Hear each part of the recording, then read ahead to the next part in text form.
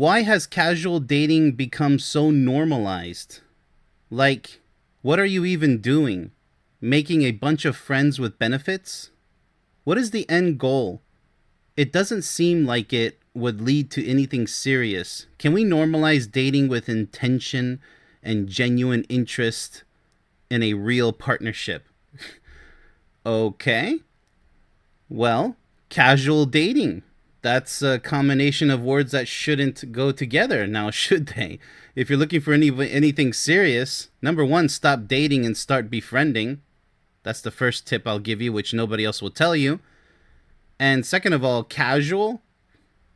No, that should not exist. Casual dating. But that's what you're complaining about. Honestly, probably people who don't take trying to find someone that serious and just want to go mess around with people. So become normalized. I think such a lack of seriousness in the dating realm is already normalized. It has been normalized for quite a long time now. Who knows? Maybe a couple of decades.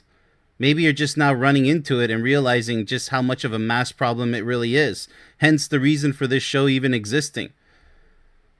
So let's see what she's complaining about here. Friends with benefits. Yes, everybody's messing around. Nobody knows what real love is. They pretend they think that they know. But if everybody knew, then I wouldn't have wrote my book or created a beautiful video to teach you exactly what love requires in order for you to succeed in a successful lifelong relationship. So with that said, what do you mean the end goal? The end goal is to get into each other's pants. That's the game that they're playing with casual dating. And normalized has been normalized. Friends with benefits, F buddies, you name it. It's just nothing serious, isn't it? It doesn't seem like it would lead to any... Of course it won't. So I think we're done with this comment here. Because if you want genuine interest in a real partnership, a potential lifelong relationship, then you got to get yourself out of the dating realm. And that's what I tell everybody. Start just getting to know another person from the opposite sex. How about that? Take things way slower, because the more you rush, the more you're going to trip all over yourself and each other. All right, so second comment here. You're not going to change them. You're just going to end up in therapy for longer. You get to make a choice. Maybe that choice is telling them to F off. Okay? So I assume you're talking about people who you know you can't change no matter how long you're with them. That's most likely what she's referring to here. So whether you're married to them or going out with them or you're just getting to know them, maybe your plan is to change them for the better. Well, here's the deal. They have to change for the better. But if they don't, because that's what a relationship is, you guys have to both change for the better to accommodate each other's needs and wants, fantasies, you name it. Everything has to be checked off. So with these mediocre relationships where you're hoping that your partner will change for the better and it never happens, yep, you're going to fail and you're going to end up in therapy, as she says, for longer if you even go take therapy, mental therapy or whatnot. So yeah, she's saying maybe that choice is telling them to F off. Well, in the very beginning, so why get into a world of problems if you already know it's going to be a big problem? Trying to get them to change. It's never going to happen. So let's go ahead and move on. Yeah, so she's right. All right, so the future for most modern women. I regret belittling men at 63. I've ended up alone. Well, that's what happens when you belittle men, right? You end up alone, living alone with the cat, maybe, if the cat likes you. And maybe some toys in the bedroom, if you're still feeling a little bit spicy. I had always imagined I would end up married with 2 wonderful children and living in a house in the countryside. I have paid a hefty price for my so-called liberation. Yeah, it is a hefty price. A very, very deep price to pay. So at 63... Well, you'd be surprised because there's a lot of men running the opposite way too, just like this 63-year-old who lives in permanent regret because it's too little too late. It's way too late. Unless she still looks hot, she still has a lot of energy in the tank. I highly doubt it. I mean, sure, there's women who are still acting like they're in their 20s while they're 60. I've seen it. They have the potential. But is a common 60-year-old woman going to jump like a spring and, start behaving just like a 20-year-old, young, enthusiastic, and full of energy? No, most likely they're going to be tired, irritated all the time. They give up on life, they give up on love, they don't believe happiness is achievable, blah, blah, blah, blah, blah, and then they end up in a grave, unfortunately. Very rarely does a 60-something-year-old have what it takes to change things or to improve things, but I will say that is your last chance. That is your, just, no pun intended, your dead last chance right there to really bring out the best in you. And to get what you've always wanted, because age is just a number if you have the right attitude. But age is not just a number when you have a negative attitude, understand? So the same thing could be said about men, unfortunately, because there's a lot of men behaving just like that. They end up 60-something, 50-something, and with full of regret because, women are just a bunch of this. There are no good women, blah, blah, blah, blah, blah. You just wasted decades of your life moaning, groaning, and complaining just because there was a crowd around you cheering you on. Yeah, women are this. You're no better than that regretful 63-year-old, understand? Because there are men and women both wasting their lives away, all scared and quiet, afraid to talk about relationships, afraid to open up, afraid to do what they really want to do in the realm of love. And it's just fear will paralyze them until they end up full of regret, and maybe even on that deathbed, full of regret, as most people are. I should have done this. I could have done that. Maybe if I would have asked for help. Maybe if I would have tried new things, been more daring, blah, blah, blah, blah, blah. Too little, too late, too bad. It's over. And that's just the way life goes. So, for the sake of your own happiness, you better get started right now, no matter what age you are, if you still feel like you have a chance to be successful in love. I try to make it easy for people. I really do. You'll find everything you need on my website. Trust me. You just got to take the dive. Go check it out. All right, so the next comment we have here, forget actual date struggles. Literally finding someone to go on a date with is ridiculously hard as a man. Oh, well, he's a man. Okay.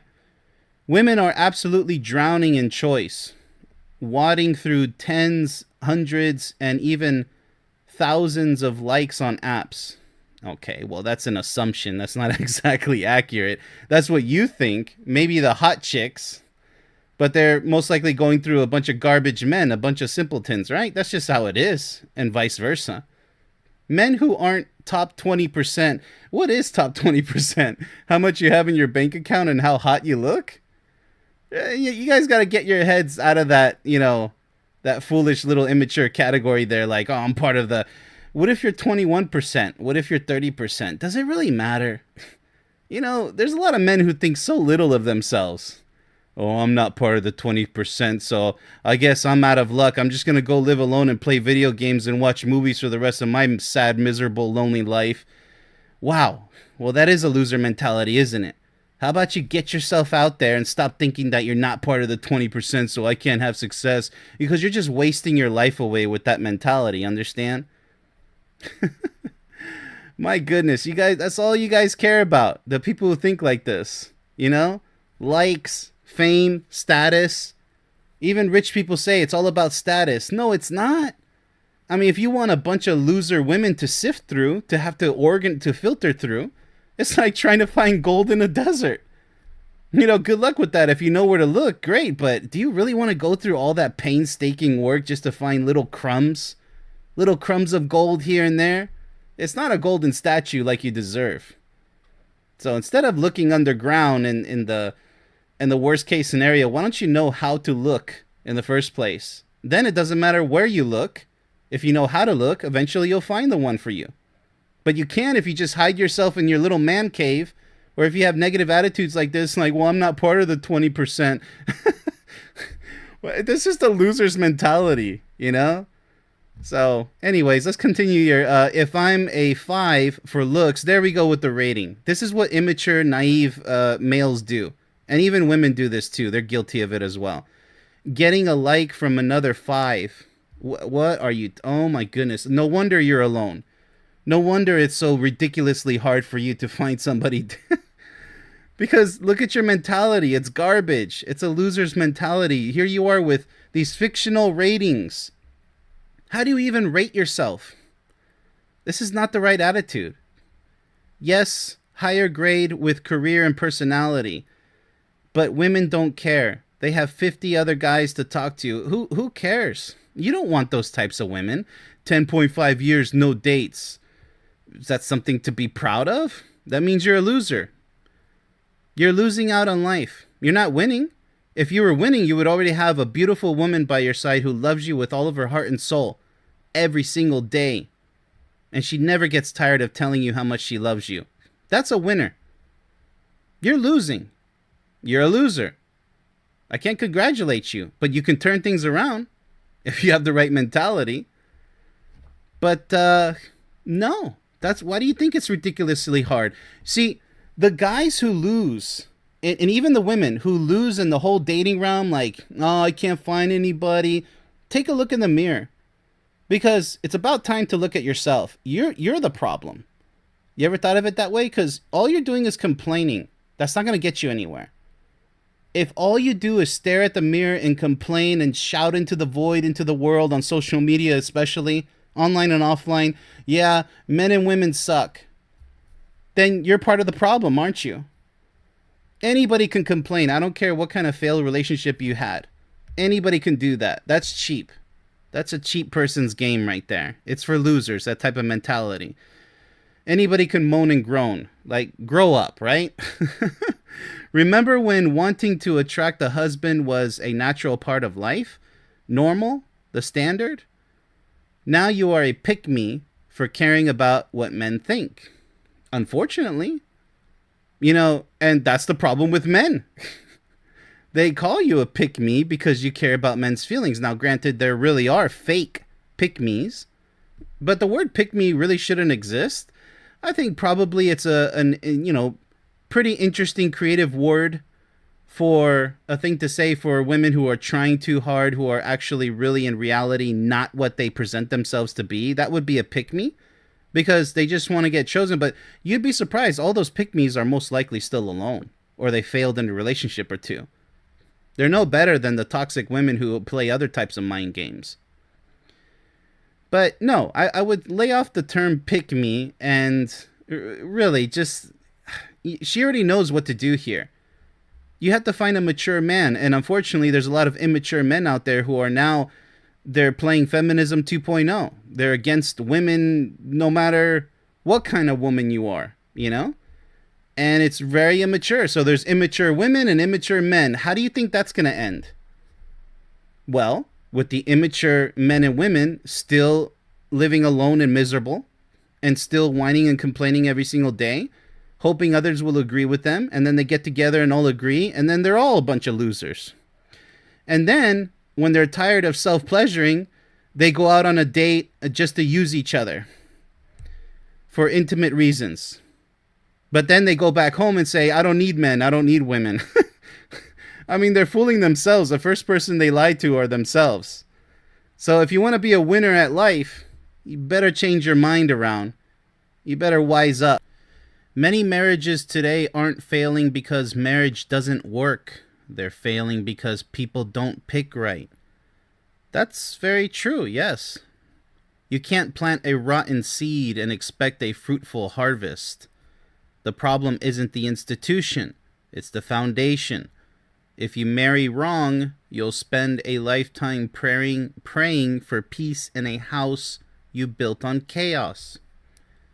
Choosing a spouse is not about feelings, looks, or chemistry. It's about discernment. People don't change after marriage. They just reveal what you ignored before it. Okay, well, not a perfect comment. Let's go ahead and butcher it a little bit here. Yes, it's mainly true that you fail from the very beginning. You should have seen the red flags. There's sometimes red flags. It doesn't mean that the marriage is going to fail. It just means that, are these red flags that we can work with? Are they salvageable? Can we take them down and substitute them with the green flag, good to go, right? That's the point. Just because somebody has red flags, it doesn't mean that you should just avoid them. It depends. How big of a red flag is it? Some of them are best to avoid completely. Like, this person is showing abusive signs of behavior, so maybe it's just not worth the headache you can't change somebody. Maybe you can influence them, but I would stay far away from abusive cases. But other than that, yes, it's not the institution of marriage that the problem. It's you. Unless you live even in a communist world, I imagine you should still be able to choose your partner unless it's an arranged marriage scenario. So you have all the responsibility. You can't start complaining if your marriage fails or your relationship starts going south and say, oh, marriage never works, it doesn't work, what about your ancestors? All the happy marriages back then. You think you can't do it just because time has passed by? Humanity doesn't change like that. Newsflash, marriage isn't the problem. So yes, I agree 100%. It's who you choose to become entangled with for a potential marriage. But yeah, let's go ahead and further look at this. You spend praying for peace in a house and you built so don't build your marriage on chaos. We established that. It is about looks, feelings, and chemistry. You should be able to have it all, and that's what my book and video explain on my website.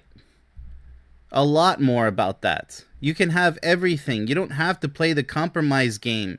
Oh, well, I'm going to sacrifice looks because, let's say a guy looking for a woman, right? Well, she doesn't look so hot, but she, I talk with guys who they just want somebody who knows how to cook, clean, and be a good mother in the future. That's ridiculous. I mean, where's the chemistry? Where's the physical chemistry? Are you attracted to her? Because a lot of guys are straight up stupid. Because they'll choose a woman who's more like a maid to cook and clean and to become a good mother, potentially. I don't know. You haven't seen her become a mother yet. You can't make such a prediction. Unless everything else is perfect and good to go. She has to be, number one, a team player. Number two, you have to be physically attracted to her. I mean, if there's no physical attraction, then you're either going to end up cheating in the future. I mean, that's being real. Or breaking up / divorcing. The more you lie to yourself saying, no, I don't care about looks, stop lying. Because then you're going to just use a woman to cook and clean and take care of your future kids. Stop it. Every woman wants to be loved inside and out. And so does a man. Any man who denies this, which sadly there's a lot of toxic idiot men today who say, I don't care about looks anymore. I just want... Stop it. Stop it. That means you have no idea what attraction is, what love really is. Yes, looks do matter. Does she have to be the world's 10 out of 10? No, she has to be your 10 out of 10. Does she attract you? And, if she gains weight during the marriage, that's something different. You can work on that. But it should be all-encompassing. Not looks alone. Not because you think she's going to become a good mother one day or she knows how to cook and clean alone. It's the whole package. Get that through your skulls if the shoe fits. Otherwise, you're just using and abusing in the future. That's what's going to be in store for you, marrying somebody who you think is going to be, a good maid and a good mother. Give me a break. You need the whole package. It's about discernment. Yes, well, a lot of discernment, right? Making wise decisions based on the qualities and lack thereof. So, yeah, people don't change after marriage. They could. That's always possible. So I disagree with him there. They just reveal what you ignored before it. Well, that was your responsibility to cover all bases before saying yes and putting a ring on it, right? All right, so let's go ahead and move on to the next comment because there's a lot I could say about that, but I said what I needed to say about that. If men care so much about paying child support and really do think the system is out to get them, why don't they stop having unprotected sex outside of marriage? Well, that's kind of putting it in a simplistic way, isn't it? It's not that simple. Yes, you do have a point that men should always practice safe sex. Absolutely. And when you're going unprotected, you're playing, well, Russian roulette. Because there's nothing wrong with sex before marriage, by the way. I completely support it. You need to know how your partner is in the bedroom. Anyone, I don't even care if it's for religious purposes, anyone who says otherwise is unintelligent, naive, and unwise. You're going to marry this person potentially for the rest of your life. If you don't check that big check mark in the bedroom saying, she is fantastic, she is everything I want, sexual compatibility, then you are a fool. And then you probably tell her, you know what, missionary only, you're good to go. I'm just, once again, interested if you can cook and clean and be a good mother to my children. How pathetic is that? If you ask me, it's times 1,000. It's 1,000 times pathetic. And this is where we enter the realm of using each other and saying, nah, sex isn't important, looks aren't important. I can do with protected sex maybe once a year. It's an unhealthy relationship. Sex has got to be the heart of the relationship. And that's why passionate couples say the sex is great. And then they get into the problems of yada yada, everything else. But it's got to be there. A huge check mark. In fact, it has to be the first check mark. Are you sexually compatible? Yes or no? Are you each other's fantasies? Yes or no? This isn't rocket science.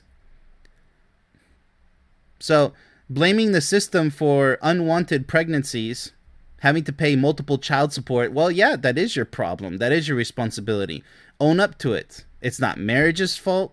It's not the women's fault unless you chose to be with the toxic woman. That is your fault. You have to accept responsibility for your own actions and for yourself. Stop playing the blame game. Maybe it is her fault because she's toxic, but it's just as much your fault for choosing garbage. So you have to get your mind out of this blaming game, because the women do it too. Oh, you know, I had a bad divorce, bad husband, bad boyfriend. Oh, now I hate all men. It's just so naive and pathetic. It really is. But that's what's out there, and it has been out there for quite some time. Just a bunch of immaturity. And that's what's lacking. So it's not the fact that people are paying child support, a marriage is not working, blah, blah, blah. No. It's your responsibility as well. So own up to it and move forward. Start all over again. Boo-hoo, cry me a river. Either you start all over again or you live a miserable life at home by yourself, completely just crying yourself to sleep. Maybe you might not cry yourself to sleep for the first year being alone, but eventually you will, and look back at your life saying, what a failure I am, but I'm going to pretend that I'm not every single day I wake up and tell the world it's the women's fault, it's the men's fault. No, it's mostly your fault for not moving forward and focusing on your own future happiness. All right, so the third comment of the show. They say, bring back marriage. I say, bring back women worth marrying. They're already out there. What just because there's more toxic women out there, well, there's just as many toxic men. Maybe you don't see it because you're biased. How about bring back men and women worth marrying? How about change your toxic attitudes and your weak mindsets? How about that? Stop complaining and start trying to find that woman that, this applies to men because it's a man saying this. How about this guy go try to find a woman that's worth his effort, his time, energy, and love? How about that? Is that so difficult? Bring back marriage. No, bring back maturity. Bring back respect. Bring back the belief that true love exists and that you can have it and attain it. Stop giving up so easily. That's your guys' problem. You give up on yourselves. No matter how much you blame the world and marriage and women, just cry me an ocean. It doesn't do anything. You can cry every single day that, oh, my life is... Then fix it. Take charge. Mount your own horse. Don't let somebody else lead your horse to some lonely pond and say, yeah, you know what? You're a loser like everybody else. I'm going to drag you down with us. Just put your horse of love drinking from this empty pond. It's almost empty. You know, you can just have little sips. No, no, no, no. You deserve an ocean of love. A drinkable ocean, that is, for your love horse. Got to get to riding.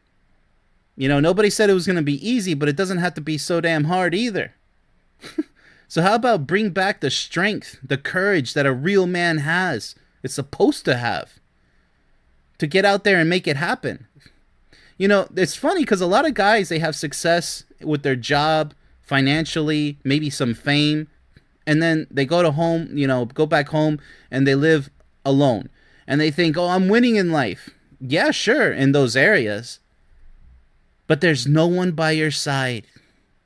No one to celebrate with. Oh, I'll celebrate with friends and family. That's a cover-up. That's a cope. Stop it.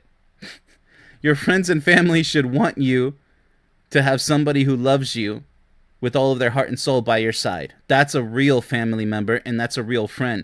Any family member or friend who says, oh, you know what? I think you're happy living alone. Good for you. Then they're pathetic as well, whether they're in love with someone or not. Somebody who's truly in love with their partner should want to spread the wealth of love with everybody. Say, I wish the whole world would have a perfect partner by their side. And it is attainable. But as long as you keep moping around like a loser, you'll always be a loser in that area of your life, your love life. So don't fail in that department. So yes, bring back the maturity, bring back the strength, bring back the wisdom. Marriage without love is one of the loneliest places to be. You can share the same roof, the same bed, and still feel completely alone. Don't marry for looks, pressure, or status. Marry for love, peace, and connection. Because without love, marriage becomes a silent prison. Absolutely. But, you know, you should also marry for looks. I never liked that. So here's a second one where they're, again, putting down looks. You need to have that chemistry there. That physical connection. If you don't, you're just lying to yourself and you're setting yourself up for future failure. Yes, I agree. Don't marry for pressure, no matter who it's coming from, or what it's coming from, or status, because status could be temporary. You know, the only status that should be maintained is how much you love each other. That should always be through the roof. But, yeah, the loneliest places. When your partner doesn't show the same love for you as they've shown 10 years ago, 20 years ago, 5 years ago, however many times ago when you guys first met and the passion was red hot, yeah, suddenly it becomes a dark place. It's just like if you unplug the electricity in a home, now you're back in the caveman days, the ice age. That's how quickly it can all crumble and just feel like nothing. And, you know, that's the feeling when the love is gone. Like the electricity's gone. When the love, it doesn't run out. It's just purposefully not being dished out for whatever reason. Work through your problems and work on love first. That's why looks do matter. You have to be physically attracted. You have to touch each other, make love with each other, to each other, right? That really matters. It really does. So other than that, yes, it does become a silent prison. Because you're the only one who can fix it. You can get advice from yours truly and everybody else, but in the end, you're going to have to be the one to put in the work to take action for yourself. All right, last comment of the show. Divorce is one of those things you never really plan for, yet somehow life takes you there. Well, it could take you there. I'm at the stage now learning to let go, heal, and rediscover who I am outside of a marriage. Some days I feel strong and ready to move forward, and other days it feels like I'm standing still. Well, that's because you still don't have your life correct. I understand. For anyone who's been through this, how do you truly move on? It's not that difficult. You're making it difficult. Not just on paper, but emotionally and mentally. Well, they can't do it for you, buddy. What helped you find peace and build a new chapter after divorce? All right, number one, stop making it so difficult and so melancholy. It's really sad. I get it. You went through a lot of pain after divorce, but you got to start a new chapter in your life. It's time to turn the page. Understand? I mean, yes, of course, you don't plan for tragic things to happen in your life, but if and when they happen, you need to pull yourself up. You need to pull yourself together. You need to say, you know what? I'm not going to join the peanut gallery of losers complaining every single day about, yeah, women, right? Yeah, let me go to the bar and drink myself to sleep with alcohol. Don't do that. Don't join the peanut gallery of losers. If anything, sure, go ahead and have some chit chats with the bunch who are complaining as well. Go ahead and vent to yourself. It's good to ventilate your negative emotions. Get it out of your system. But you should come back as soon as possible. It's time to re-engage. And yes, I do mean marriage, but don't rush into marriage, and especially don't rush to the next partner. You need some time for yourself. And like you just said, to heal, to rediscover who you are, to let go of the past, because you definitely don't want to bring all that baggage with you to your next potential partner. But also, it's like a clean slate, right? So you need to be ready to not vent out any past frustrations on your future partner, your next one in line. But not literally the next one in line, but your potential future partner, right? You need to get back on it. And you need to start all over again. That's the way life is. And that's why you feel like life is standing still, because you're alone now. It's okay. It's going to hurt. But once you're done with that heartache, and if you don't get over it, you should probably see a psychologist. You need to get over it as fast as possible, but as complete as possible. Preferentially completely 100% before you choose to potentially move on with somebody else.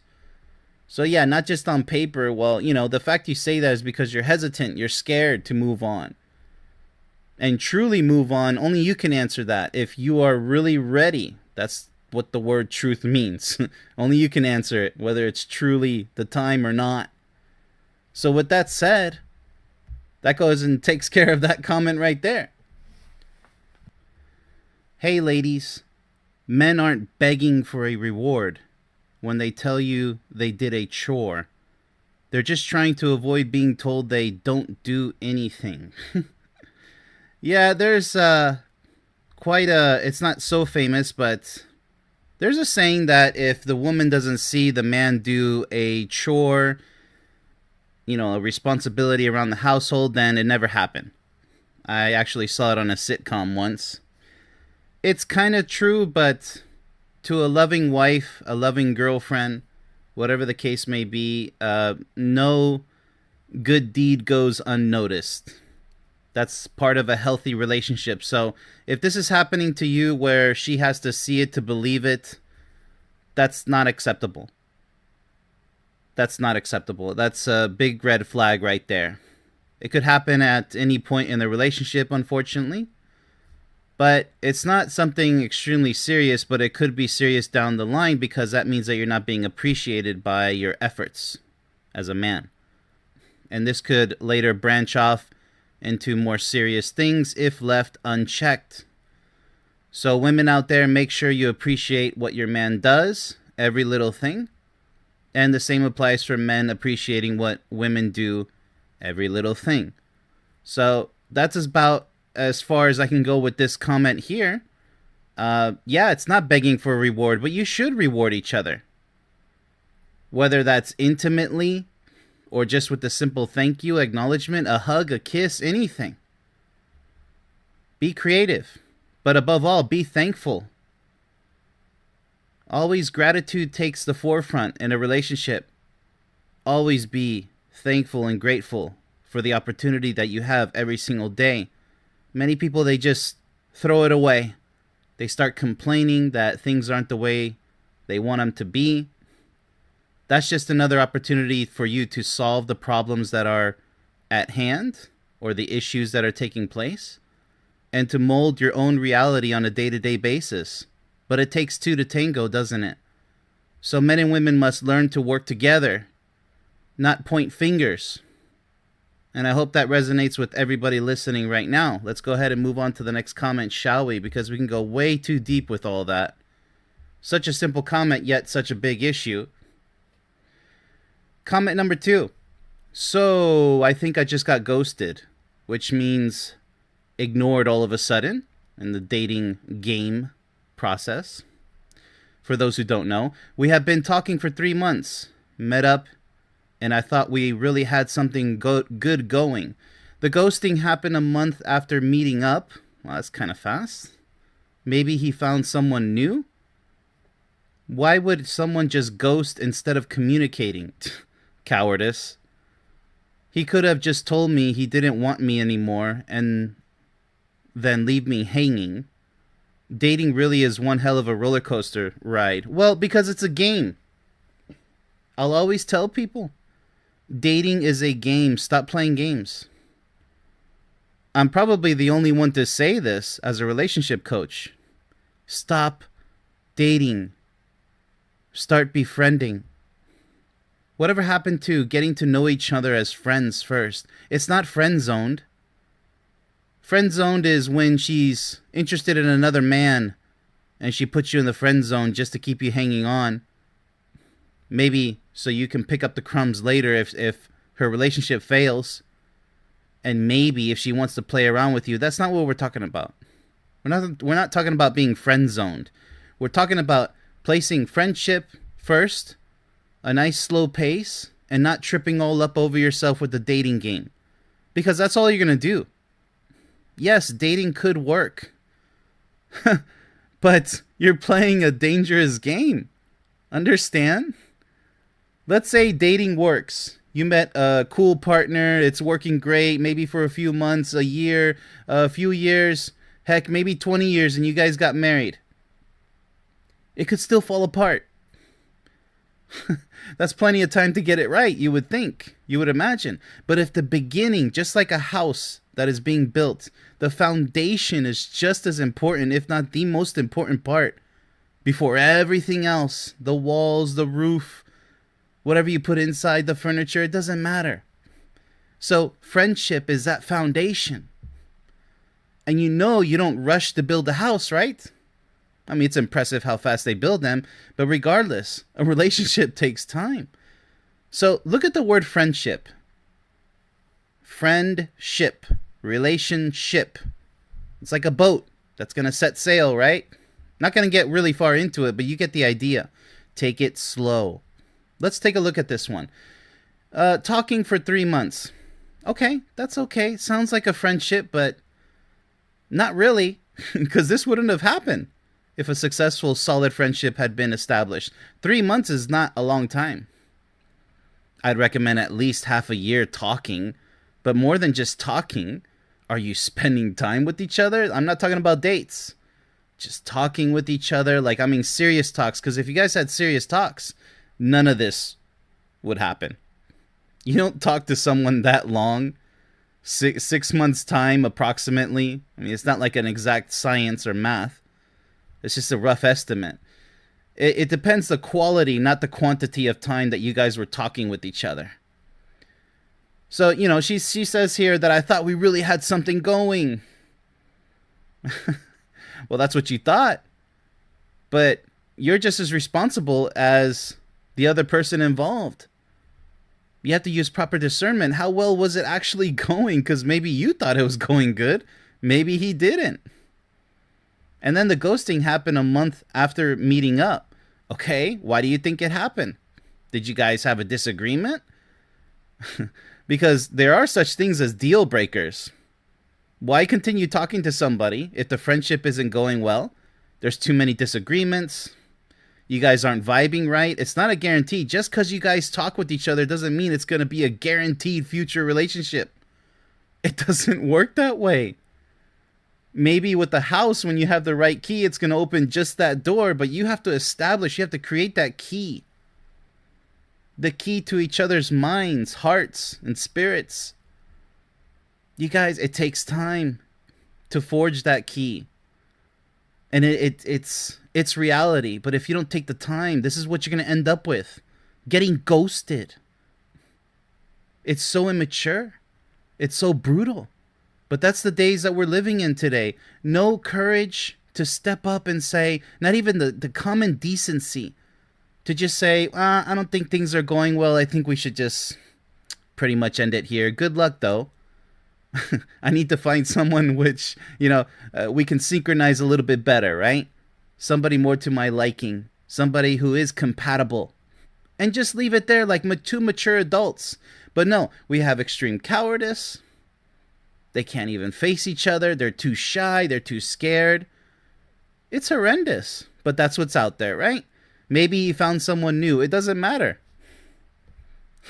And then you ask, why would someone just ghost instead of communicating? Because it's cowardice, like I said. And that's the end of that. So like I said, go ahead and play games with the dating process. It's just a big game. It's just like the slot machines. You put that coin in, you pull the lever and see what happens. But you have to realize that you're in a casino.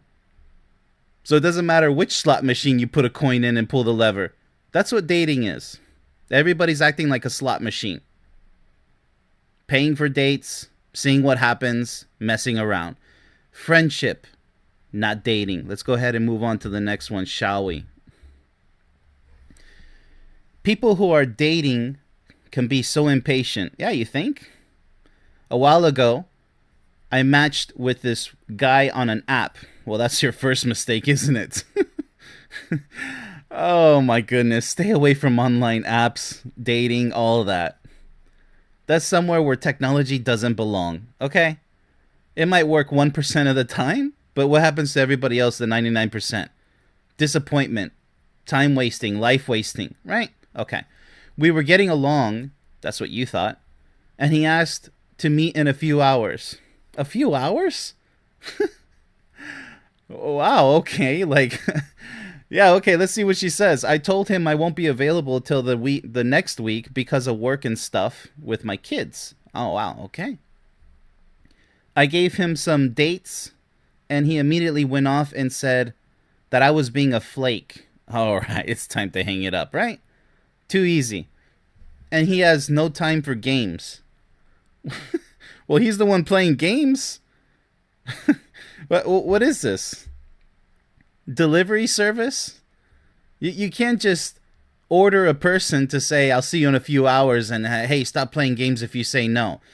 Yeah, that's not a real man. End of story. Then blocked me. Good, I'm glad he blocked you. You should block him too, but you shouldn't even be on that app. Okay? Stop with the online dating.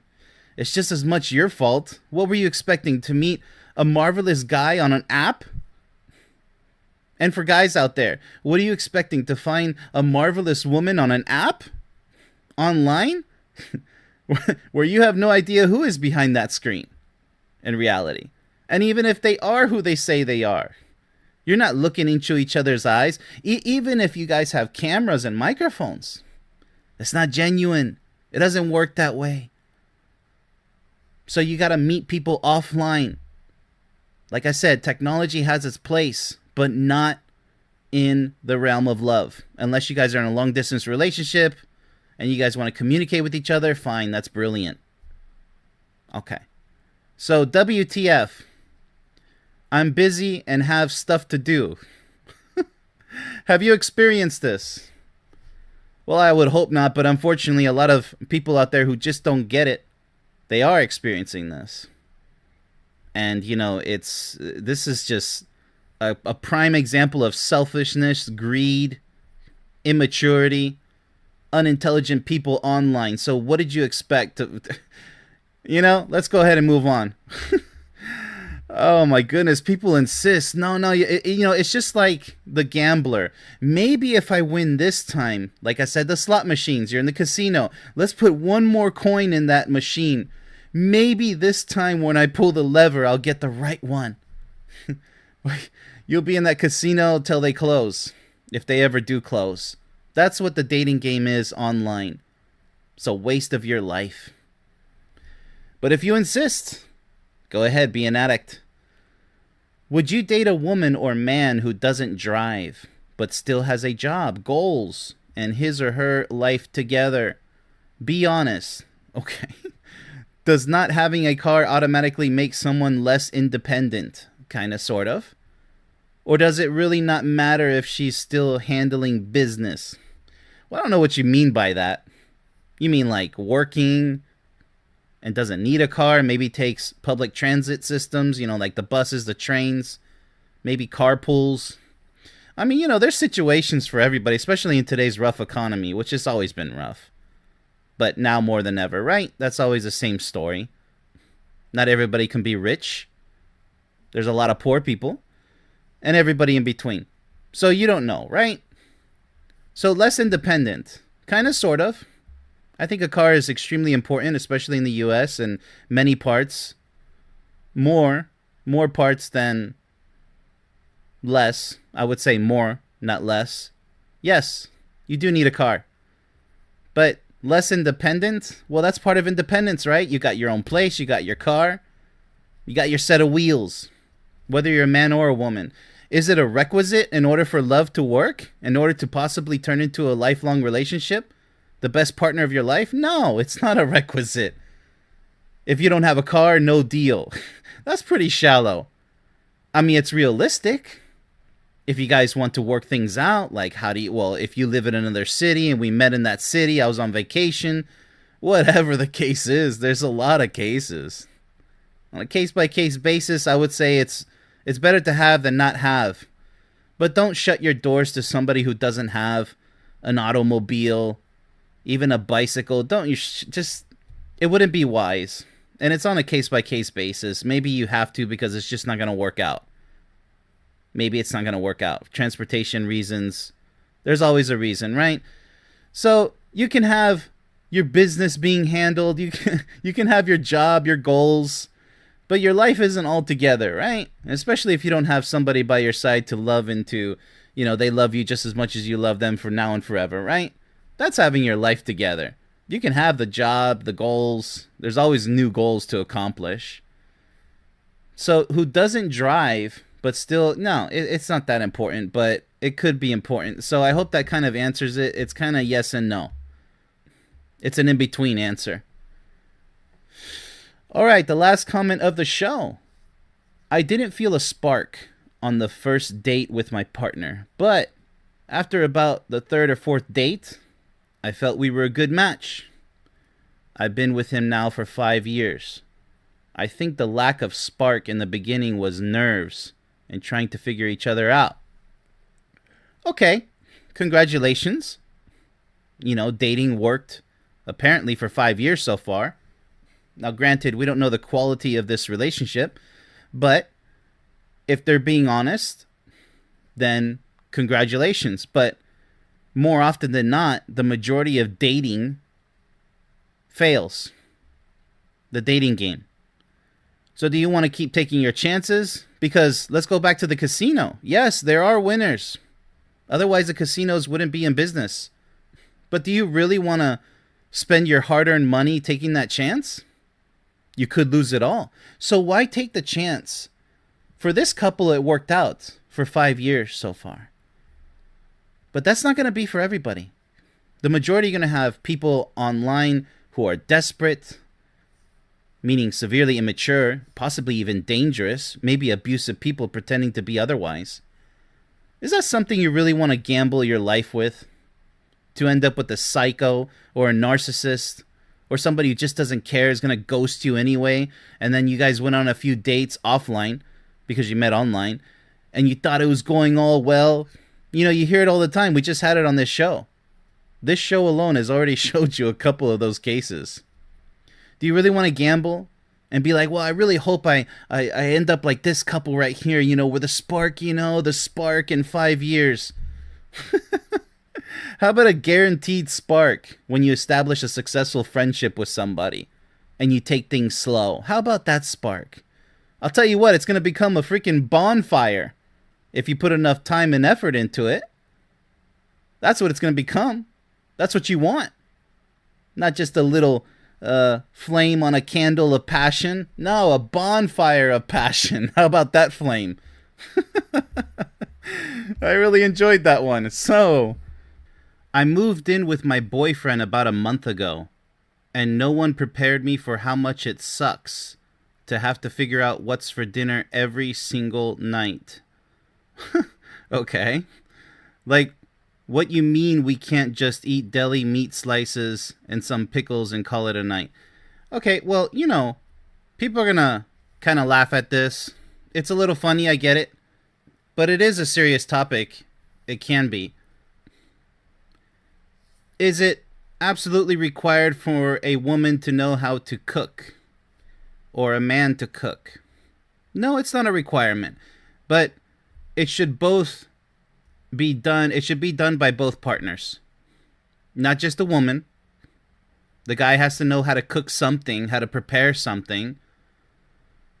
But yes, you're going to have days when you just want a sandwich or you want something simple to make. Either both of you guys make it together, work as a team, or one of you says, "No, honey, I got it." But it should be mutual. So that takes care of the serious part of this. When searching for a potential partner, you want to make sure that they know how to do at least something in the kitchen. Now, I said, it's not a requirement. What if the guy knows how to cook and the woman doesn't, or the woman knows and the guy doesn't? Teach each other. And that's about all I can say about that. Yeah, it sucks. You're going to have those moments, but it'll get better. As far as looking for qualities in a potential partner, let's go ahead and move on to the second comment, shall we? My requirements as a girlfriend. Flowers must be given on proper dates. Oh my goodness, this is going to be problematic. We must talk every day. Text, call, I don't care. Okay? What's with the exclamation marks? Check in when you're out. Just arrived. On my way home. Is this like Big Sister watching? This is kind of no exes that are friends. I agree with that. No exes as friends. Don't act like a single man. I agree with that. I want to be loved loudly. Plan dates. I hate when I have to plan everything. All right, let's take a closer look at this. Flowers on proper dates? I mean, the flowers aren't that important. I mean, I know it's a traditional custom. I get it. Maybe. But you see, that's the problem with dating is you have to put on a show. I never liked that. Oh, the guy should bring a flower and the guy should do this. And then, look, I know there's formalities that date back at least a century or more. Well, definitely more than that. I get it. But the center of a relationship is understanding a clear way of communication that works for both of you, but not by putting on a show. Because let me tell you something, that's going to die off with time. Even in a loving relationship, you're not going to be, let me go open the door for her. Let me go ahead and get up when she gets up. It might happen from time to time, but it's extremely exhausting. If I was a woman, I wouldn't want the guy to be doing that every single time. Like, hey, I want my partner to be relaxed. You don't have to. See, that's why I have a big problem with dating. You have to put on this show, this charade. And I don't like that. It's more of an act. You're acting. You're not just being yourself. So the flowers is highly debatable. Look, if you like flowers so much, what about your partner? What about the guy? Proper dates? What is a proper date? This is insane. These requirements by this potential girlfriend, I would say, guys, steer clear from this. This list is nothing meaningful. This is all for show. Some of it is not, which is we're going to go over really quick. So talk every day. Okay, communication, text, call, I don't care. Well, okay, so you want communication. That's legit. That's genuine. I understand that. That's good. But you can't be so adamant to the point where, chewing out your partner, your boyfriend, for maybe there's a good reason he couldn't text or call you at a certain time. So if you're going to be helicoptering over him 24/7 like a psycho, complete psychopath, I don't think you're ready for a serious relationship. I think it sounds like by this list you want somebody more to control and manipulate, like a doll in your room. I don't know. It's not sounding too nice here. Check in when you're out. See, this is another problem. Just arrived on my way home. Can you not just trust that you'll be on the way? And if there's a delay, that sure, he'll contact you. It's logical, but these requirements. You guys got to be careful out there. These are not realistic requirements. Like, we're not programmable robots. You would hope that he calls you or texts you, but you can't require that and then get upset if he doesn't or if he forgets. There are legit excuses and reasons. Hello? This isn't... We're not dealing with AI robots here. Alright, so I agree with no exes as friends. Don't act like a single man, of course. Well, don't act like a single woman. And loved loudly. I have no idea. Well, you want him to shout it to everywhere he goes, to everybody he sees? I hope that's not one of those other psychotic scenarios where you want him to tell anybody and everybody that you guys are in love. Obviously, if you guys are seen with each other, that should suffice. I don't know, you tell me, but to each their own, loudly. I don't know, I sense a kind of a desperate need there to feel wanted. You might want to address that by yourself, because your partner can help out with that, but I don't know. I don't know who should be your partner at this point. It's not horrible what you're stating here. It's just a bit unrealistic and concerning. A bit of a red flag. And planning dates. You hate when you have to plan everything. Okay, both of you guys should plan things together. But stop dating? See, that's the problem.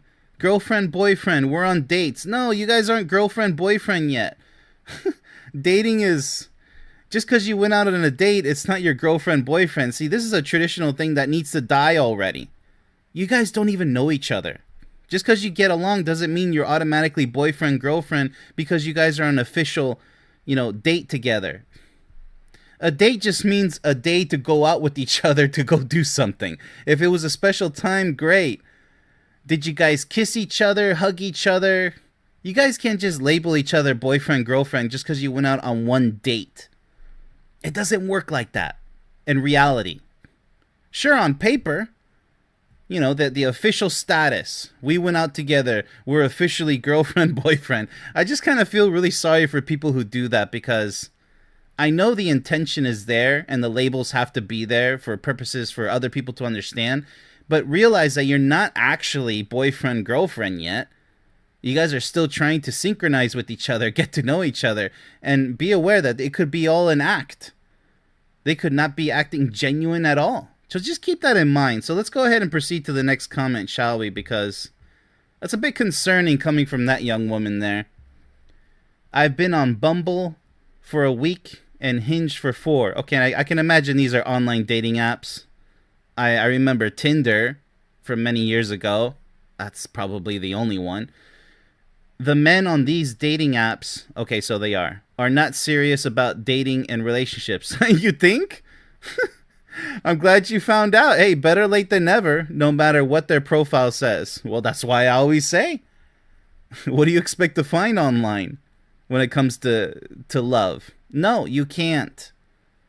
And just because a very small percentage, are successful with online dating, but you don't know the assurance that they have or don't have when they start seeing each other offline. And many times you don't even hear about that, how they're doing offline after they met online. So they might call it a great success. Yeah, we're really connecting online. Yeah, probably as pen pals. But a serious offline relationship, it's always next in line until you take that step. So what's the point of online dating? Maybe to meet somebody that you could be interested in. But why not just do it offline? Because there's more chances of failing, an overwhelming percentage, that you're going to get into trouble with somebody. They're going to waste your time. And maybe worse. Always worse. So, yeah. So this woman here, the men on these dating apps are not serious about dating and relationships. Surprise, surprise. I'm glad you finally found out. Maybe you'll stop using dating apps. I mean, imagine centuries ago, how did our ancestors do it? There was no internet. There was no cell phones. Right? There were no cell phones. Technology, what is that? Maybe a wagon with wheels and horses pulling it. That was technology at that time. I mean, come on. The formula will never change. Offline is the only way. Okay. Alright, so let's look at the next comment. I don't need a fairy tale. I need a partner who shows up. Is this one of those, like, you just show up to the soccer game and you get a trophy? This is pathetic. Why don't you want a fairy tale? What's with your lowered expectations? I need a partner who shows up. So you just need a body. This sounds like the military. I need a body. I need men. I need you to show up at this formation at this time. Really? I mean, that doesn't sound like being all you can be. I mean, I don't need a fairy tale. That's a huge red flag. The alarms are really ringing with this one. You should want more than a fairy tale, your own fairy tale. And it becomes a real tale at that point. A real story, true story. Don't fear wanting the most that life has to offer when it comes to love in your life. Once you start fearing that and start backing away with these lowered expectations, oh, I just want her to, or I just want him to, you're a sad basket case. There's no hope for you. Lowered expectations, you know, when you pull the spring back on a pinball machine, you expect that ball to go all the way up there and get into the game, right? This is not a strong spring. This little mediocre to pathetic level of desire, I don't need a fairy tale. Well, then stay out of the realm of love. You don't have what it takes, and you're just going to waste somebody's precious time and possibly ruin their lives. And that's all that's going to come out of it. You just need a partner who shows up. Go get a pet dog or a cat. That should suffice. If you don't want a fairy tale, you don't want love. End of story. Love is way more than a fairy tale, by the way. Disney movies don't compare to how powerful eternal love feels. True love is everything. It shakes your soul. So if you don't want that, you need to get out. You need to get out of the realm of love. You need to spend some time alone and build on that motivation, that willpower, if it even exists. All right. So last comment of the show. Let's normalize starting over at any age. 25, 35, 45, it doesn't matter. Well, you know, not necessarily. It could, depending on how much tank you have left in the gas tank, right? How much gas you have left. Changing careers, moving cities, ending relationships, reinventing yourself. None of it means you failed. Yeah, you don't fail unless you quit permanently. And then you start moaning and groaning and complaining, women this, men that, then yeah, you're a failure, you're a loser. Because you're choosing to be one. You could always change, but it depends. Some people are so set in their ways, there is no hope. And they do the easiest thing, which is to whine and complain 24/7. There's no hope. Sometimes growth looks like letting go of what you thought your life should be and embracing what it actually wants to become. Yeah, this is sound advice. I agree. It's never too late. There's people in their 50s and 60s too who want to start all over again. Who is anybody to judge? A lot of 50 and 60-year-olds look like 40 and 50-year-olds or younger. It's impressive. You know, today's 30 is a new 20. Yada, yada. You've heard it before. Now, it doesn't apply to everybody in those age brackets. It depends how well you take care of yourself, mentally, physically, and emotionally, and so forth. But yeah, it's never too late, but your attitude has to be right. So you should want that fairy tale and beyond. You know, if it requires changing careers, moving cities, ending your miserable or mediocre relationship and reinventing yourself, so be it. It is a risk, but that's what all opportunities are. A risk. And that's how success is achieved. You have to take a risk. And with so much fear nowadays, people are afraid to take that necessary risk, and then they complain when nothing happens. Well, you only have yourself to blame because you're choosing not to take action. You're choosing not to talk about your life circumstances with people who can help you. Friends, family, myself, a therapist, anybody that's required in order to get you on the right track. Because if you can't do it alone, you're going to remain paralyzed sitting there and doing nothing about it. You're going to waste day after day, month after month, year after year, decades will just going to pass by. What are you going to remember your 20s, 30s, and 40s? Oh, I remember when this movie came out and this game came out, and are you serious? Nothing to show for it. And then your memories are just with friends who maybe a lot of them have, or maybe not, love in their lives, and they really have something really worth remembering for those age brackets, those decades of their life. So don't let life pass you by. That's what I'm trying to tell you. And it is never too late, but sometimes it is. If you put everything else in your life before love, and then you finally are going to go into that highway of regret, it's just a matter of time.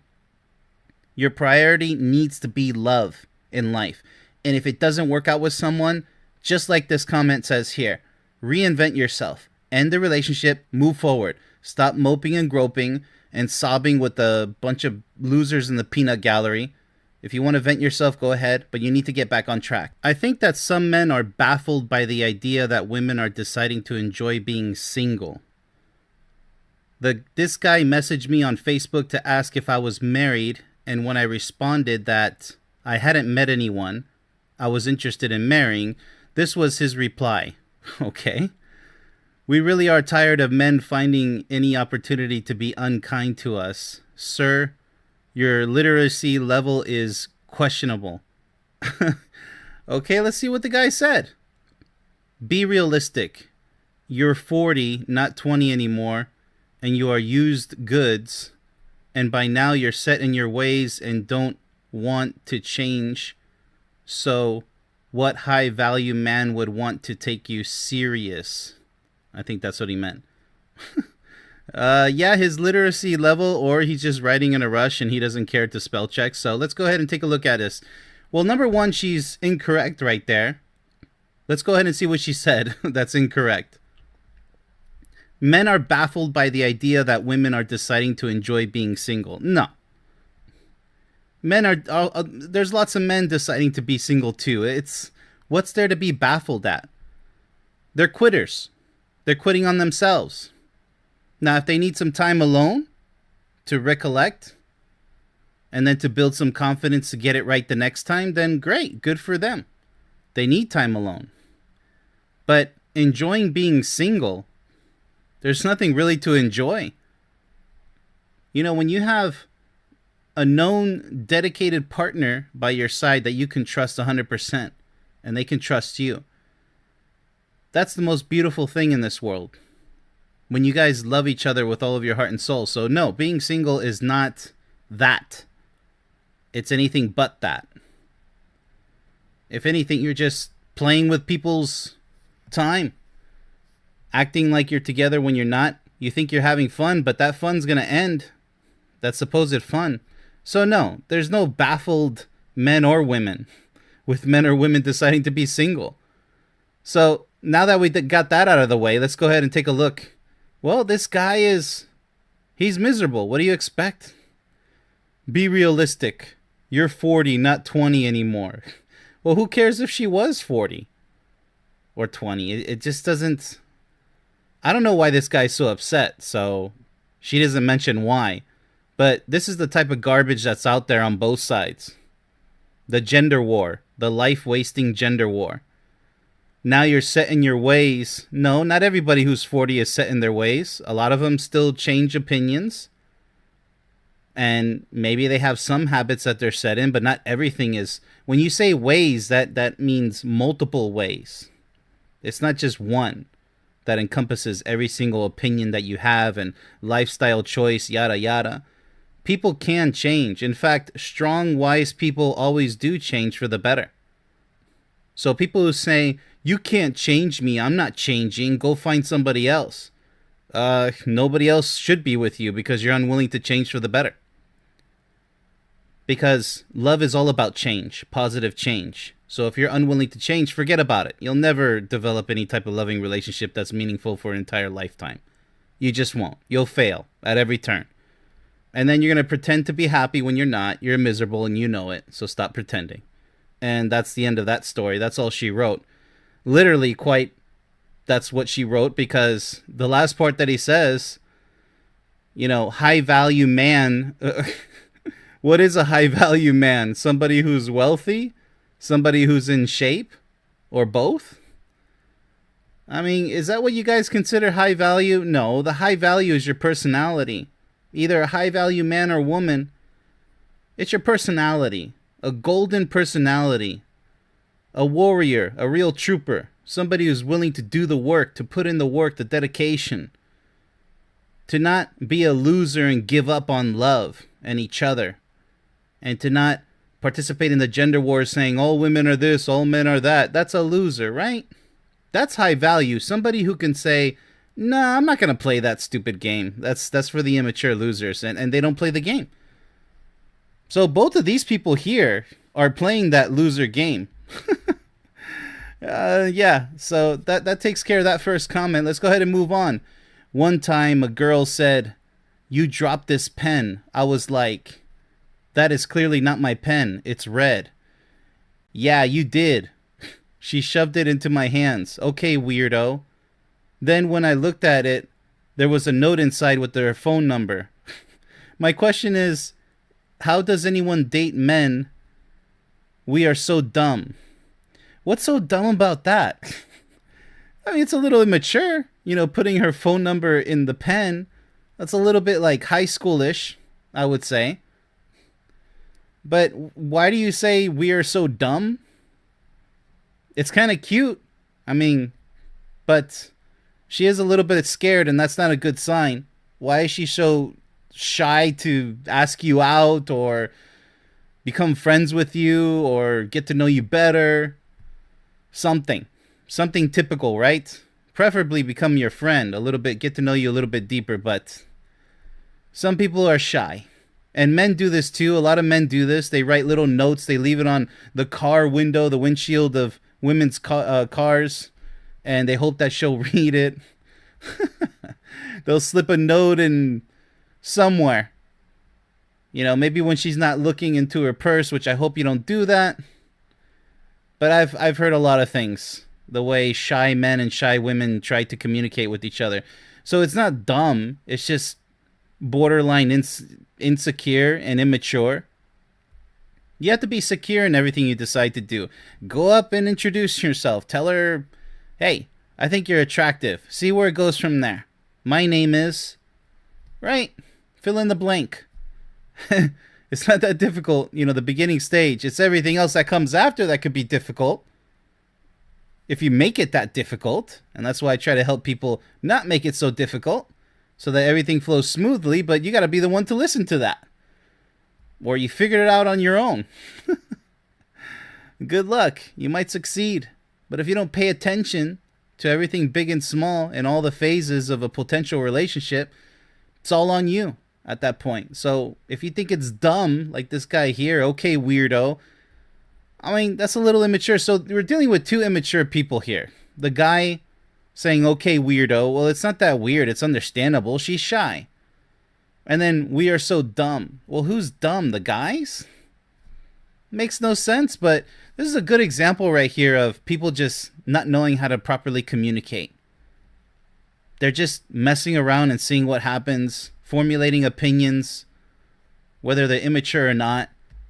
What a snooze fest. That's probably our worst comment of the series. Let's go ahead and move on to, wow, what a basket case here. This almost feels like case by case all over again. All right, I made a big mistake last night.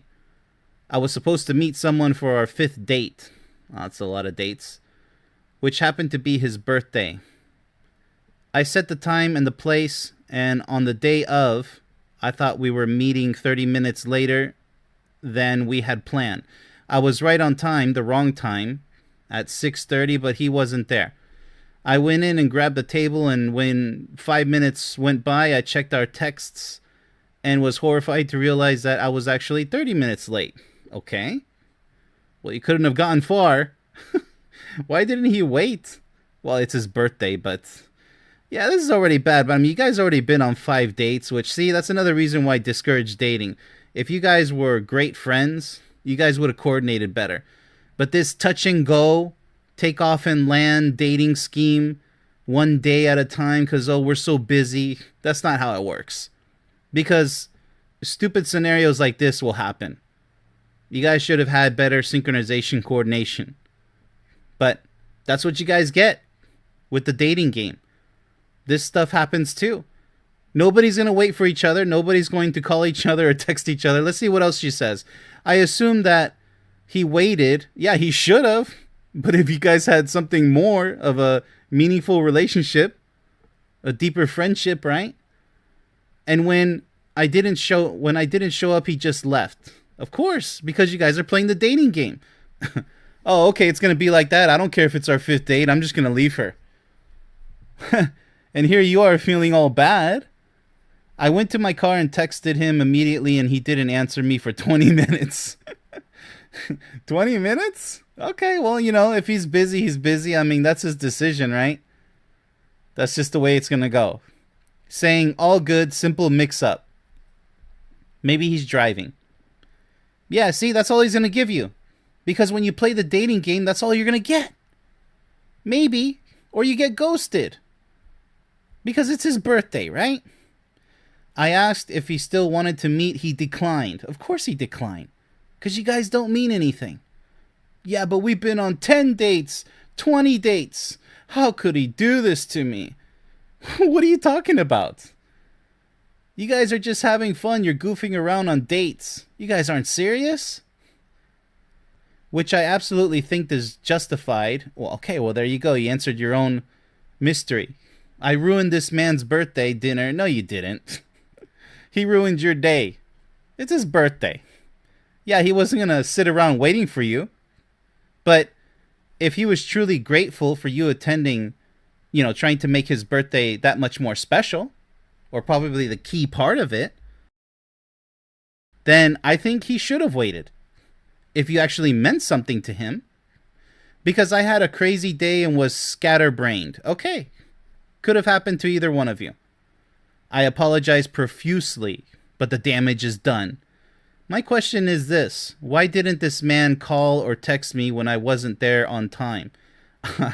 That's my question.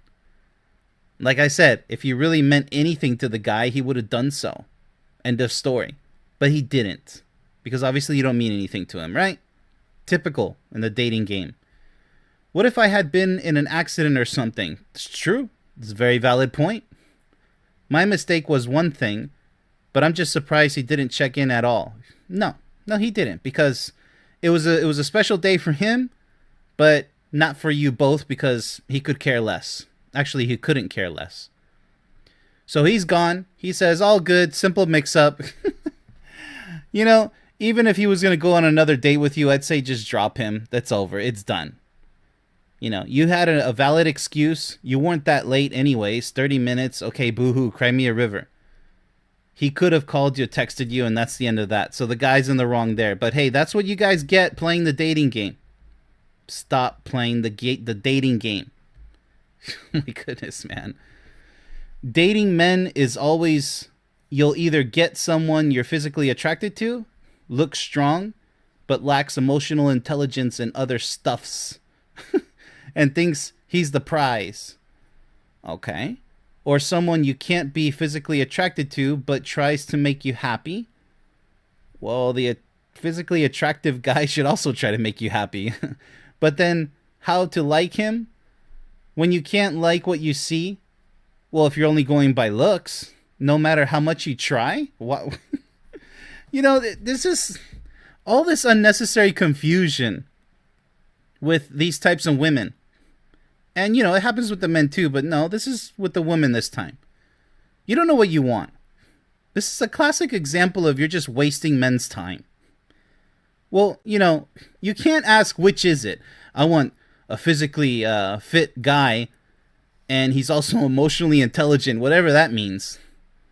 You mean emotionally available? Now it's emotional intelligence? What is that supposed to mean? You mean pays attention to you? To every detail? Gives meaningful answers? Thought-provoking conversations?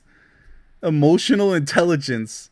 Well, you can like read your mind, because a lot of these psycho women out there want a man to just literally read their minds. It's not the way it works. And in fact, no human can do that.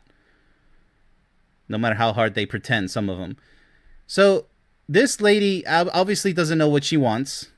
She wants she thinks it's one or the other. A physically attractive guy, but lacks emotional intelligence. Or a guy who has emotional intelligence, but lacks the physical attraction. Well, you got to have it both. That's what my philosophy on a perfect loving relationship is all about. Perfect love. You got to have it all. So anybody who's compartmentalizing this, like saying, okay, well, no, it's you got to have one or the other, or you got to compromise a little bit of this, a little bit of that, you're going to fail with that type of mentality, plain and simple.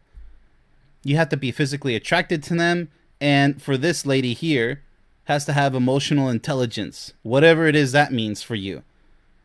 So I don't understand why, in your case, you're going to have to decide which one's more important, but that's horrible for the guy, because you're just judging him based on two different qualities.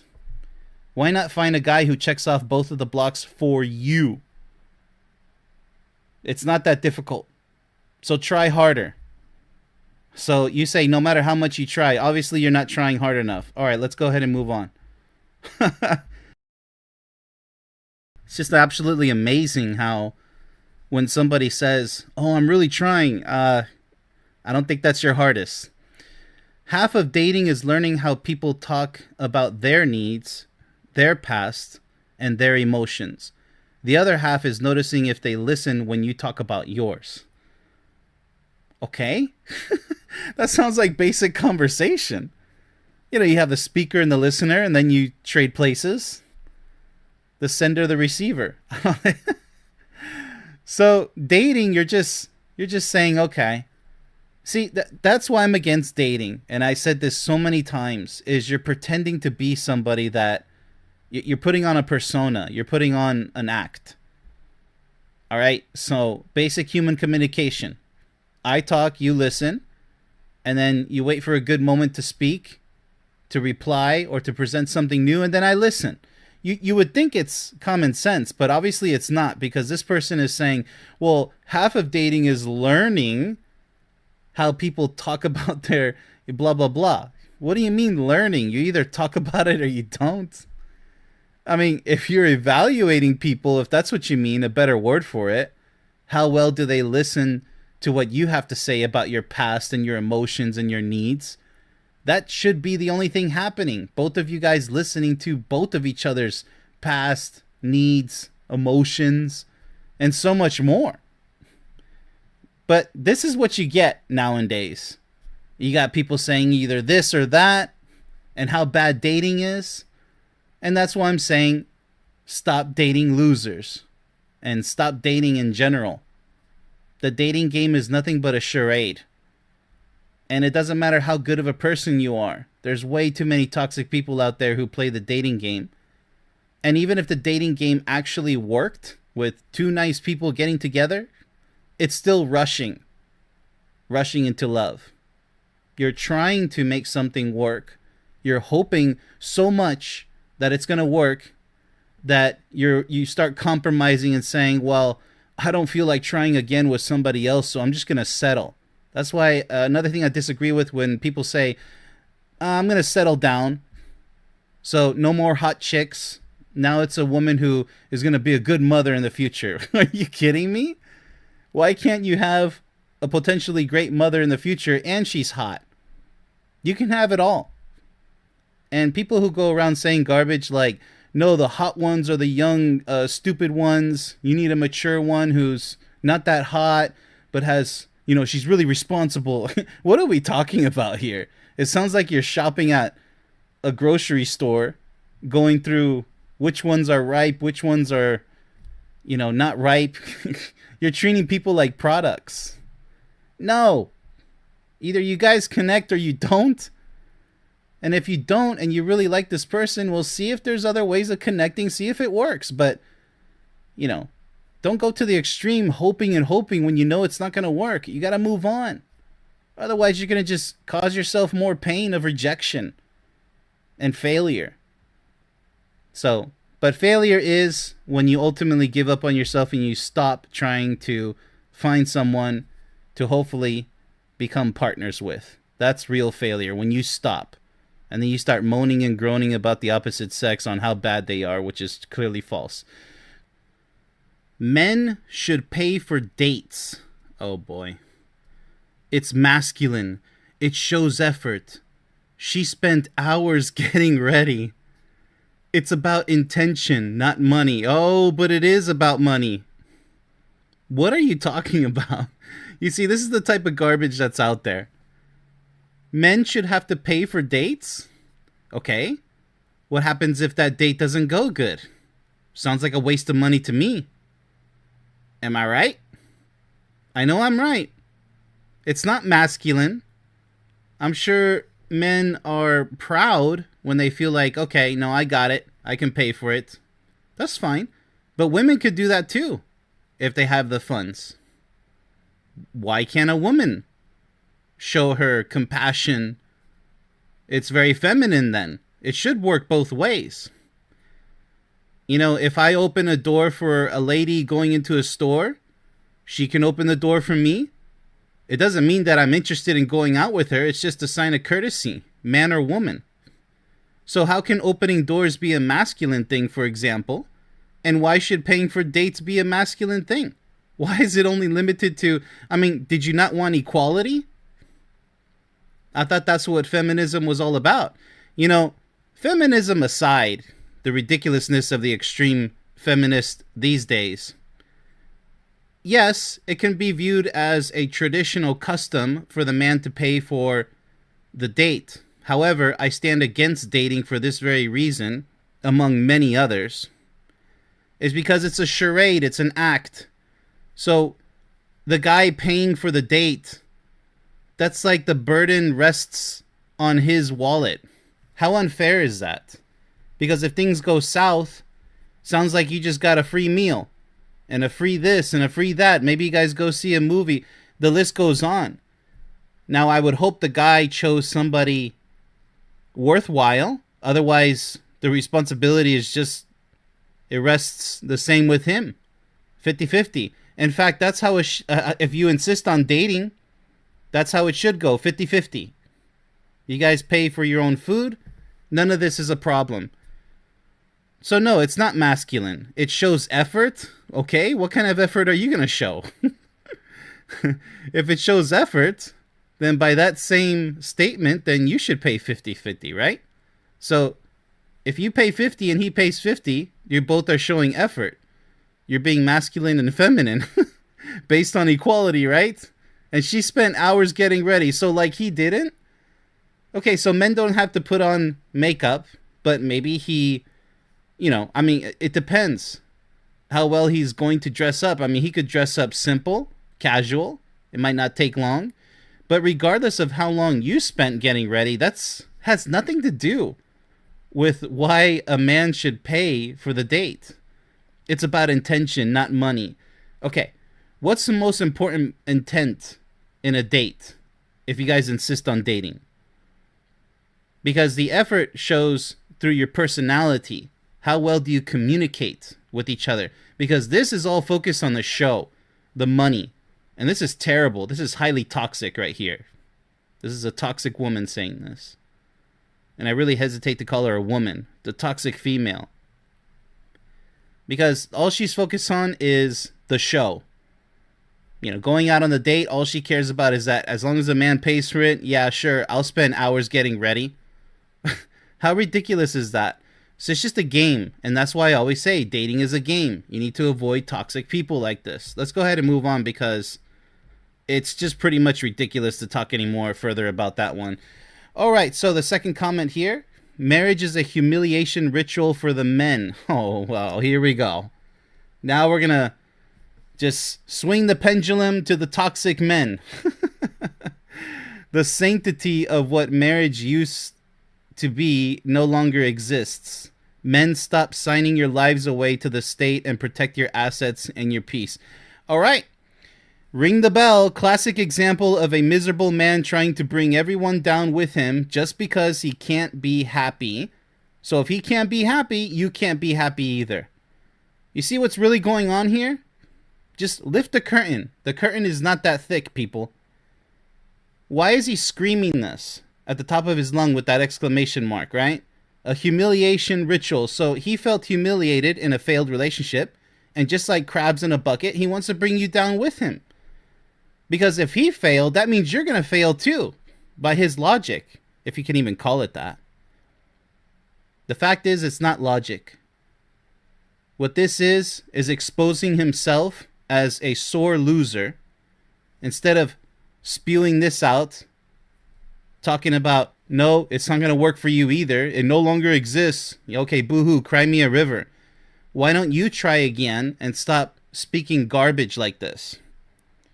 Imagine if someone's playing a sport and becomes really good at it, and then another person's playing the same sport and gets injured and says, hey, you should stop playing this sport because you're going to get injured too. And the other guy's doing just fine. Well, it's because he wants him to suffer the same as he did, getting injured, right? He wants everybody to get injured and to not succeed at the sport. This is no different. You want men to fail at marriage in order to learn the lesson that you're trying to teach, which is marriage is nothing but a humiliation ritual. I mean, how pathetic and sad is that?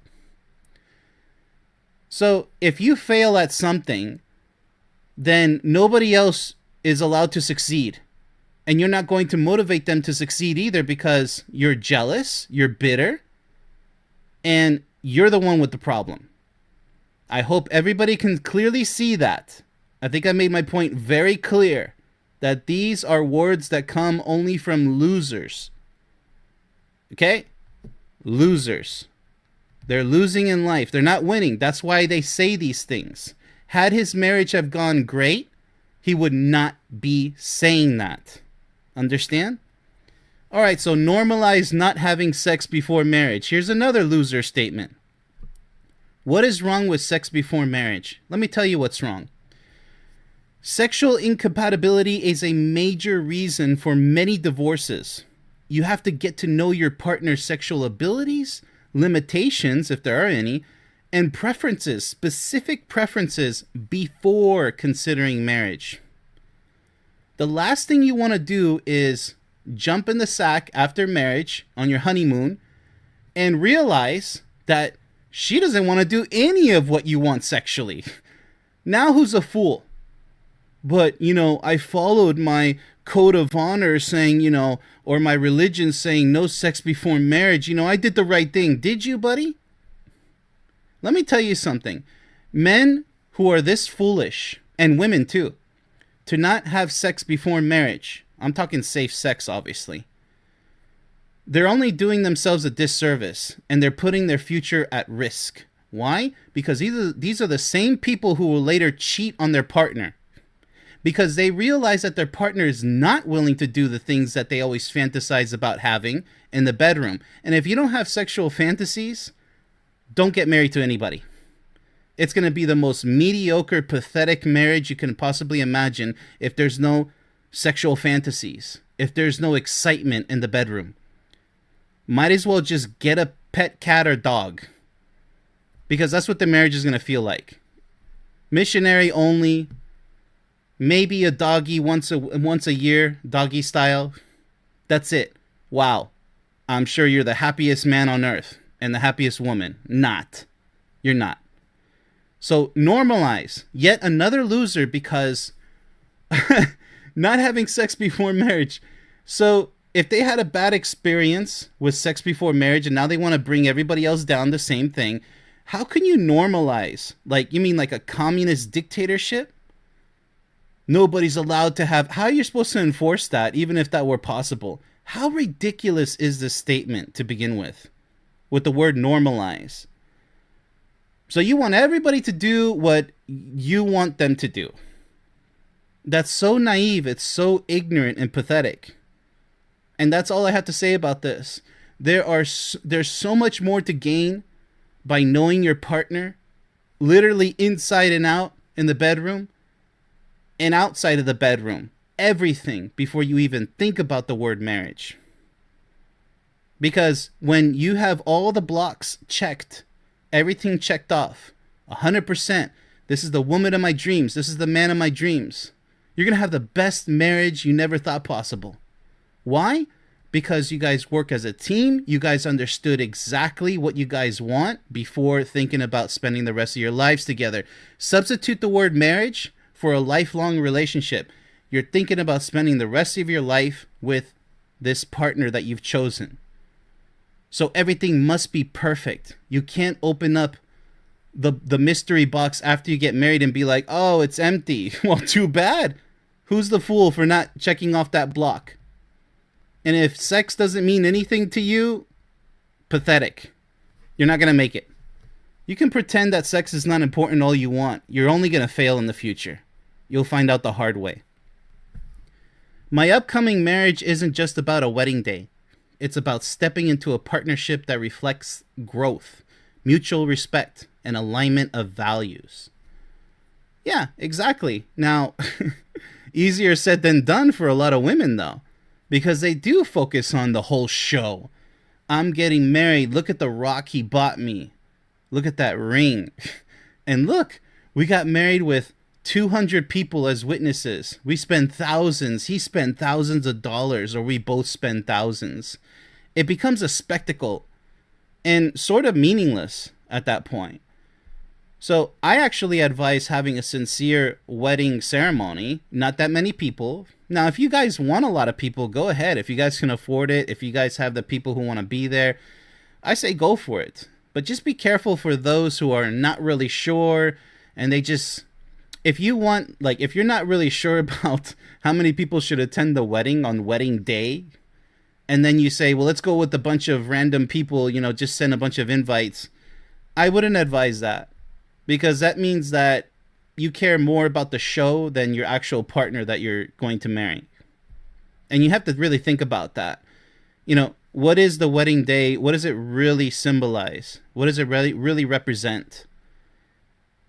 But, it's good that she's stating here it's about stepping into a partnership, and you have to grow in a relationship, mutual respect, values. Yeah, okay. And I hope you guys had sex before marriage, that wedding day, as we just discussed. Because values and respect and growth, well, sex is part of growth.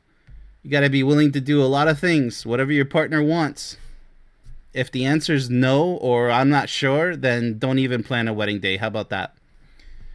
Everybody wants to be married, but they don't really know the work it takes to sustain a healthy marriage. Absolutely. And that's precisely what my book and video are all about on my website. Everything you need to understand before the best marriage experience possible. Because it's all up to you and your partner. I'm only there to give you advice. But yes, it takes a lot. And it's so sad when people think marriage is just one or two things. We put a ring on it. We get the house. We have kids. And it's just like really lockstep. And it's sad because they don't think on a day-to-day basis. You have to be Superman and Superwoman on a day-to-day basis. If you think that's unrealistic, you're going to fail. Eventually, it's going to fail. It's going to become mediocrity, boring, and dangerous at that point because cheating could happen. And I'm not saying all couples are capable of cheating on each other. I'm just saying that this is a huge problem because of that. Because the relationship is so mediocre. It's because they don't focus on the entire, whatever encompasses a lifelong relationship. Everything matters. And if you think that's exaggerated, then you will fail. Maybe not soon, but later. And that's the sad truth about it. And there's just so much to talk about there, as to how many relationships fail and why they fail. But for the purpose of being concise, that's as much as I can say about it. Yeah. Most people don't really know the work that it takes, but it shouldn't feel like work or effort. You should be pleased to satisfy your partner and to be the best that you can be every single day. That's what should be your fuel, the energy that keeps you going every single day. From morning to night. And even in your dreams. You have to be obsessed with each other in a healthy way. If there's no obsession, then you're not right for each other. And that's before marriage. You guys got to be obsessively in love. Know everything about each other. Because you're only gambling, you're playing a very dangerous game if you say, yes, I do, in that wedding ceremony, and you still don't really know your partner. Well, it's going to be your fault, isn't it? So, but for those who really are curious, and they really do have what it takes to have a successful lifelong marriage, kudos to you. Because you guys are willing to do everything that it takes, and it doesn't feel like work. It's just like having a dream job. It doesn't feel like work anymore. It's a pleasure to perform or to do projects that many would consider work. Yes, it is work, but to you it doesn't feel like it, right? It's scary because even marriage can't keep a man. They will always find ways to cheat. Wow. Okay, so here we have a toxic woman, a no good for anything, because women also cheat. Now, does that mean all men are all women? No. Only losers would say this. Who doesn't agree with that? Show of hands in the comment section. Because if you believe that, if you go around saying nonsense like this, they will always find ways to cheat, referring to men. It's so immature. It's unbelievable, isn't it? How could somebody be so ignorant and so immature? I really wonder. And then they put a sarcastic smiley face, right? So this lady was obviously cheated on, maybe more than once. And now she's bitter, possibly forever. And now her worst enemy is herself. So she's never going to trust another man again because she has trust issues. And you reap what you sow. You know, the guy who cheated on you or the men who cheated on you, it takes two. Either you didn't deserve it, or not that anybody does deserve to be cheated on, but maybe the signs were there and you didn't pay attention. So in a way you do deserve it. Because the signs were there and you didn't pay attention to them. You reap what you sow. Nobody should disagree with that. You're just as responsible for the failed relationship. Even if he isn't the only one in the wrong. What happened? And what are you doing about it? See, right now, you're just going to moan and groan and complain forever. Just like loser men, by the way, who complain that all women cheat, they're all unfaithful. Okay, can you show me proof of that? So you believe you're the only faithful man out there, or the only faithful woman. You see how extremely immature that is? So this is something a loser would say, and unfortunately it's part of the foolish gender war, and it's everywhere out there today. It's everywhere. There's so much immaturity, where do I even start? So let's go ahead and move on to the next comment. It's just unbearable. It really is. It's like, hearing fingernails on a chalkboard. There you go. Or chewing on ice. It's just, nobody enjoys that, listening to such garbage. And if you actually do agree with such garbage, then you're part of the garbage. You're part of the problem. People often invite problems into their relationship because modern life is too comfortable, devoid of obstacles and challenges. Humans are designed to solve problems, and the comfort and peace that a consistent romantic partner brings can become monotonous for some. Okay. Okay. So you're bored and you're just going to bring about problems because you're bored, right? So it's too good to be true, so you have to bring problems into the relationship is what you're saying. You're saying people often invite problems. Yes, unfortunately, this actually does happen, where the relationship is too good to be true. You're like, no, he can't be the man of my dreams. He has to be just as flawed as any other man. And you let him slip by your fingers. He gets tired of your distrustful games, your mind games, distrusting him at every turn, or you're distrusting her. It always works both ways. So yeah, you're foolishly inviting problems into what would be otherwise a great or even perfect relationship. A decent, good, or perfect relationship. Yeah, absolutely. I mean, modern life, it's not that it's too comfortable. There's always obstacles and challenges, but let's say you as a couple, you're both conquering those obstacles and challenges, but, you know, there's like this calm, you know, and then you miss the storms. Maybe you guys were arguing in the beginning, now you guys aren't really arguing, so you kind of feel strange, weird, like it's too good to be true, right? Yeah, so this only happens to people who aren't really seriously in love. It doesn't mean that they can't be more in love with each other, but that monotonous tone that you're adding here, no, you need more romance, you need more maturity, you need more connection if this is happening, if you're inviting problems into what would be otherwise a good relationship or a great one in the future. And yeah, you don't know what you have until you lose it for being foolish. So if that's the case, stop getting bored and stop pondering about things that you shouldn't be pondering about. And if there's no problems in your relationship, you should be thankful. You should be so grateful every single day that you even have a chance to make your relationship better than what it already hopefully is. So he's talking about boredom here and just inviting problems because, hey, everything's good, so it's too good to be true. Let's go ahead and move on. It is an interesting comment.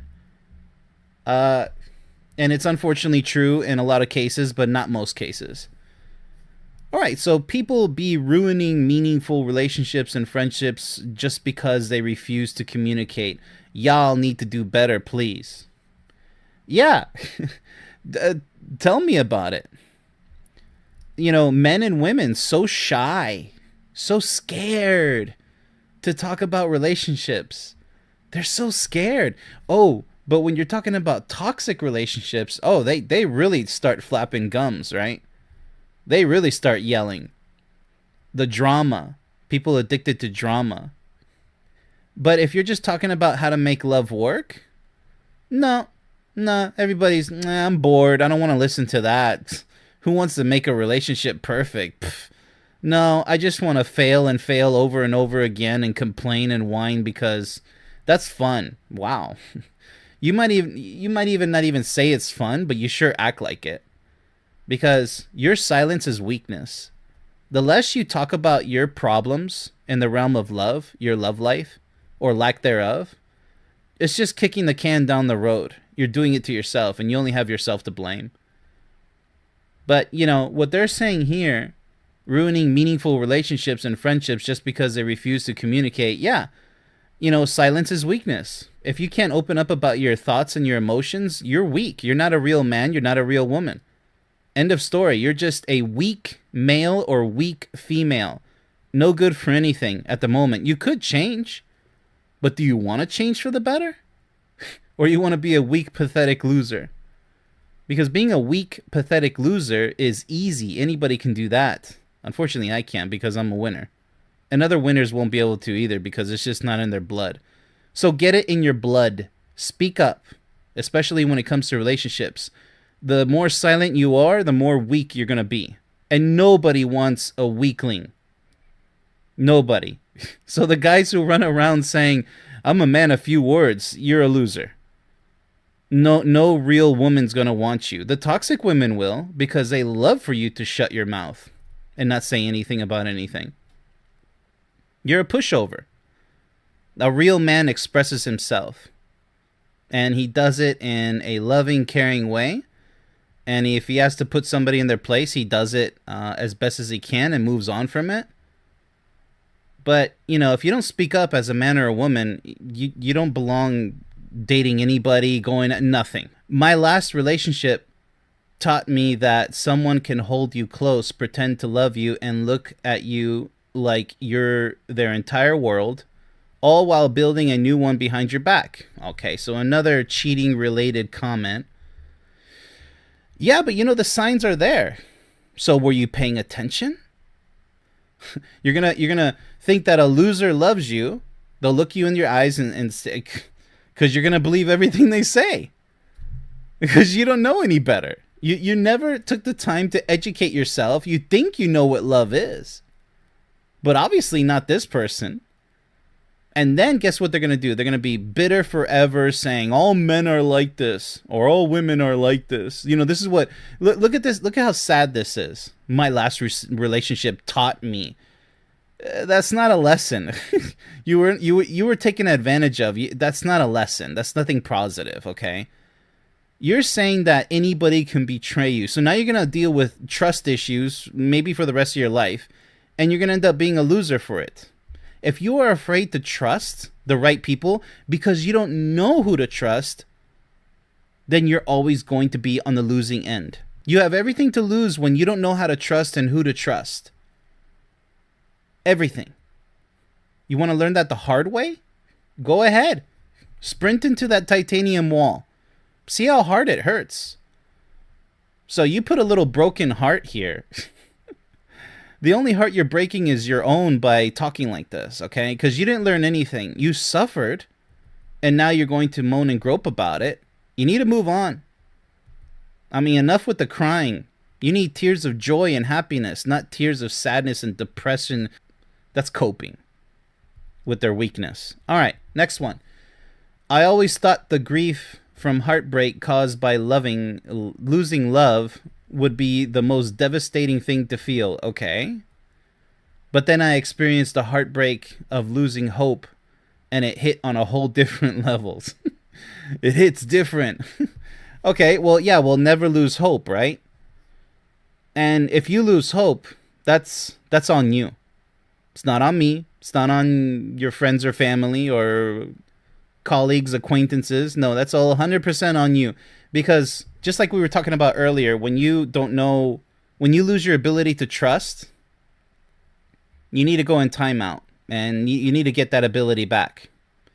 Because if you don't, you'll be a mess and you will never learn anything. Talking about lessons with the previous comment. But here, heartbreak. Okay, there's a lot of grief and heartbreak, but there's infinitely worse grief when you lose your ability to trust somebody else. So you lose hope. Hope and trust. Those are two things that are absolutely required in a serious relationship. So if you're closing your doors, if you're going to hide in your little tortoise shell, your little turtle shell, that's your doing. It doesn't mean you can't trust anybody. It doesn't mean there's no hope. No, it means that you're giving up hope and you're saying that you can't trust anybody anymore because you don't know who to trust and how to trust somebody that deserves your trust. You see? So there's a lack of wisdom there because you're lacking the intelligence to gain that wisdom, to master it. And that's what establishing a solid, potentially lifelong relationship is all about. You have to trust your discernment, your ability to discern between who's worthwhile, worth your time and your life, and who definitely isn't. And that's what this show is all about, by the way. Stop dating losers. Needing someone and wanting someone are two completely different things. Know the difference. Well, when you're truly in love, you need your partner and you also want your partner. So I don't see the difference when you're in love. I have to start with that right off the bat. Now, if somebody needs you because they need something from you, they don't necessarily want you, but they want to use you, then yes, needing is completely different than wanting. And if somebody wants you, but they don't necessarily need you, then that's also trying to take advantage. So it's almost like a vice versa case scenario. It depends what kind of toxic person you're talking about. Because if one needs you as a resource, then they also want you as a resource because they want to use you for that need. So there's combinations as well. We can go a little bit into it, but there's not really much more to go into. It's an either or a hybrid. But either way, you can't state this about a good-hearted person wanting to do something good, who really does want to fall in love with someone. So I don't really like statements like these when they're shouting know the difference. The differences should be obvious. When somebody truly loves you, they want you so bad that they need you because they believe that you carry their heart and soul within you. They love you so much that they can't imagine living without you. So they do need you. And they want to be with you. So that's the ideal case scenario. How about you just focus on that for everybody reading this? Instead of all the different, 21 flavors of toxic people out there who have one or the other or a combination of both. Let's go ahead and move on to the next comment, shall we? All right. Bad women are attracted to heartless men and push away the guys who will do anything for them. Okay, this is classic. Once they were dumped, they will say all men are the same, but won't admit they chose a jerk over a nice guy. Have you experienced this? Yeah, this is where the famous saying, nice guys finish last, evolved from. Now, just because it's true for many cases doesn't mean it's a blanket statement for all men to don't be a nice guy, be a jerk, because, well, the guy's stating it right here. The heartless man. Well, if you have a heart, you can't be heartless. Even if you wanted to act like a jerk and be a jerk, it's just not in your blood. You're not capable, no matter how much you try, because you have a conscience. And people with a conscience, they're conscientious of everything that they're doing. They say, they think, even their thoughts. They police their own thoughts, which is a good thing. It means you care about the things you say, the things you think, because there's toxic thoughts that can affect you and your relationship, by the way, because if you're constantly thinking in a negative way, that's going to affect both of you, right? Because it affects the things you might say, fear and doubt, maybe thinking too much into something that's clearly not true, and you're thinking it's something else when it's not, something negative. So, yes, you can't be a jerk because you try to be a jerk. You're either a jerk or not. And usually jerks are immature, they're highly immoral, they're selfish, they're everything negative you can imagine, just completely toxic. But now, let's talk about the women who choose the jerk over the nice guy. That's their problem, not yours. There's always going to be men who choose toxic women and women who choose toxic men. You won't be able to change that. It should have no bearing on your life. You can know that it exists, but it's pretty much common sense. You know that there's people out there, trying to hurt others. But you can't pay attention to that if you're trying to find the one for you, or you're trying to work on your relationship, which maybe is struggling. You can't add a fuel to the fires that don't pertain to you. You're not in that fire. So let other fires burn around you. It is what it is. You can't prevent them. You can't save people. You can try to give them positive advice, but in the end, they got to take action, right?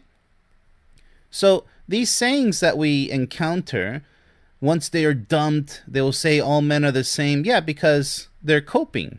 They're coping with their pain and their loss. So like I said, it doesn't have to be applied to your life just because these bad things are happening all around us. Focus on yourself. Okay, so you're saying, have you experienced this? Well, it makes me wonder if you've experienced it. I mean, why do you care so much? You already know it exists. That should suffice. Of course, people have experienced this, but it's not productive to talk about it. So why even bring it up? And, you're talking about toxic women, not real women who are really looking for a potential lifelong partner. So, like I said, this has no positive use whatsoever. It's just propaganda for the gender war, and it goes nowhere. All right. Next comment here. I tried relationships with handsome men. I tried relationships with not so handsome men. I recommend getting a vibrator. Okay, absolute loser. Woman, right? I really hesitate to call her a woman. She's a toxic female. An absolute loser. You do not want... This is just, like I said with the previous comment, just ignore these toxic losers, okay? She's upset because she hasn't found the one to be happy with. And that's everything in life. So what is she going to say? Well, doesn't matter if you're a handsome man or you're a not so handsome man. Doesn't matter. She can't get any satisfaction from either one. So all she's admitting here, she sounds like, she thinks that she sounds like she's so cool and in charge. But imagine obsessing and glorifying a vibrator, a sex toy, and admitting to the world that you are a failure when it comes to relationships. That you, out of all the millions and millions of people, which you won't even have a chance to be a candidate with. You can't date a million people in this world, not even Mick Jagger, okay? Of all the people in this world, you're just shouting out into the void on social media how much of a loser you are by saying that you actually recommend getting a sex toy to replace something that other people have that you're jealous of, clearly. Because a vibrator, let me tell you, that's not equivalent to having a passionate, loving man by your side. You might get some... You're going to get the same vibrations over and over, no matter how good technology is with new sex toys.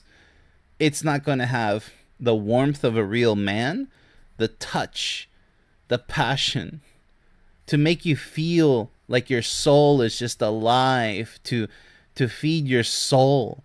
A vibrator will never be able to do that.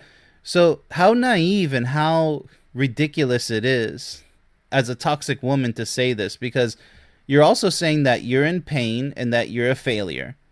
That's all you're saying. So handsome man, not... You're trying to insult men, whether they're handsome or not, saying it's hopeless.